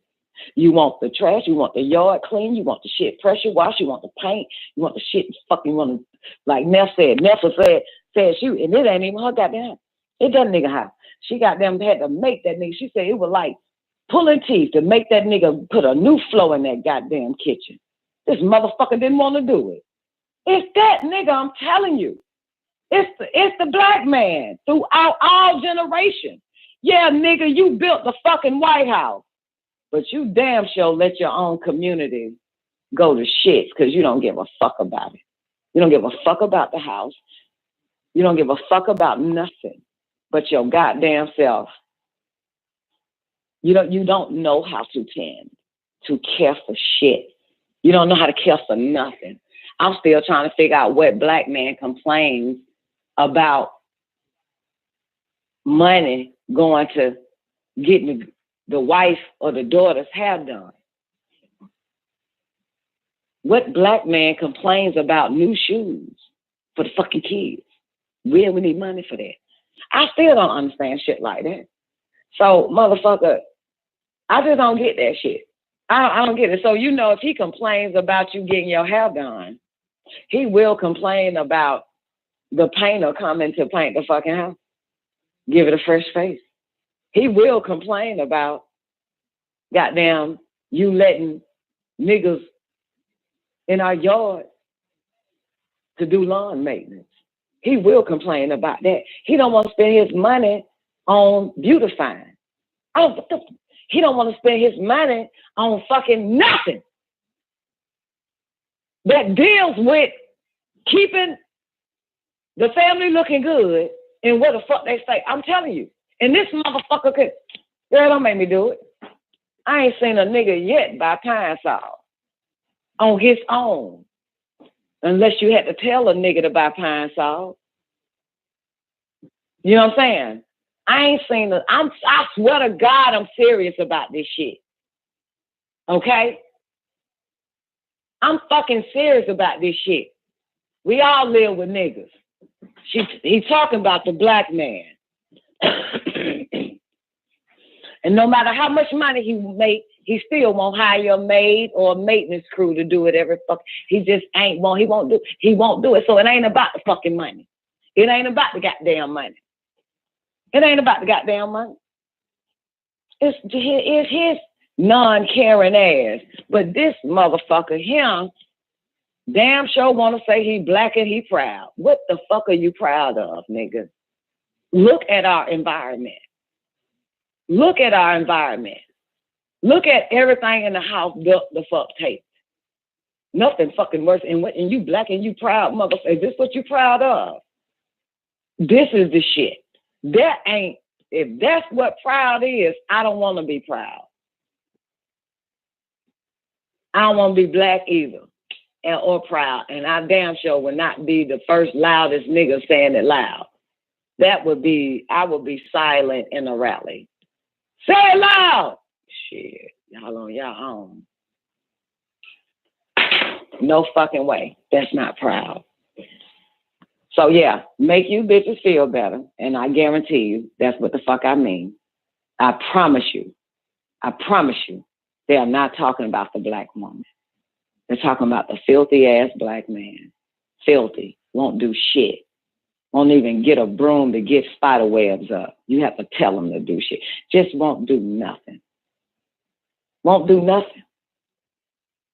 Won't do nothing. Have to tell them shit. I know, because I have not stopped living my life without a black man. And everyone, they all act the same.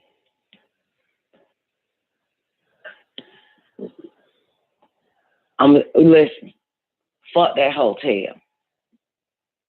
I'm going to show y'all my fucking self. When I get this loan, I'm going to buy an apartment complex, and it's going to be for only women. No men allowed. Not even your daddy can come over, bitch. And you'll see, in 20 years, it'll still be in pristine purity. Still be good as new. Like it was built that day, but it's over 20-some years old, 30-something. Won't be no regentrification. Won't be no niggas coming in and the other race, but they going to want to come in. You will see that shit. Since nobody else don't want to do it on their own, I'm going to prove to you motherfuckers that it's him. It's not you. The only reason why you nasty, don't want to fucking clean, because that nigga is there. If you kick that nigga out, bitch, all you have to do is throw paper in the damn trash bag. And that's it. And clean the mirrors. That's it. When you splatter toothpaste on the mirror. That's about it. The sink will stay. I never have to clean my sink. I ain't never cleaned my sink. I'll put that on record. That shit stays spotless because I know how to fucking put hot water and sprinkle that shit in the sink, make sure I get it all up, and then I'm done brushing my teeth, washing my face, or whatever the fuck. And I ain't ever. Okay? But girl, everything's fucking filthy and fucking nasty. And if you ain't got no nigga giving you the whole check, then you can't even perform a goddamn clean, pristine situation because that shit gonna cost money. As long as you got a nigga in your life, everything costs money. And he need to give you the money so you can get a new roof, new Porsche, new car, new every goddamn thing. But he prefer you ride in that ragged ass shit and this hoe about to cut me off. Y'all have a Thank you for using Blog Talk Radio. Goodbye.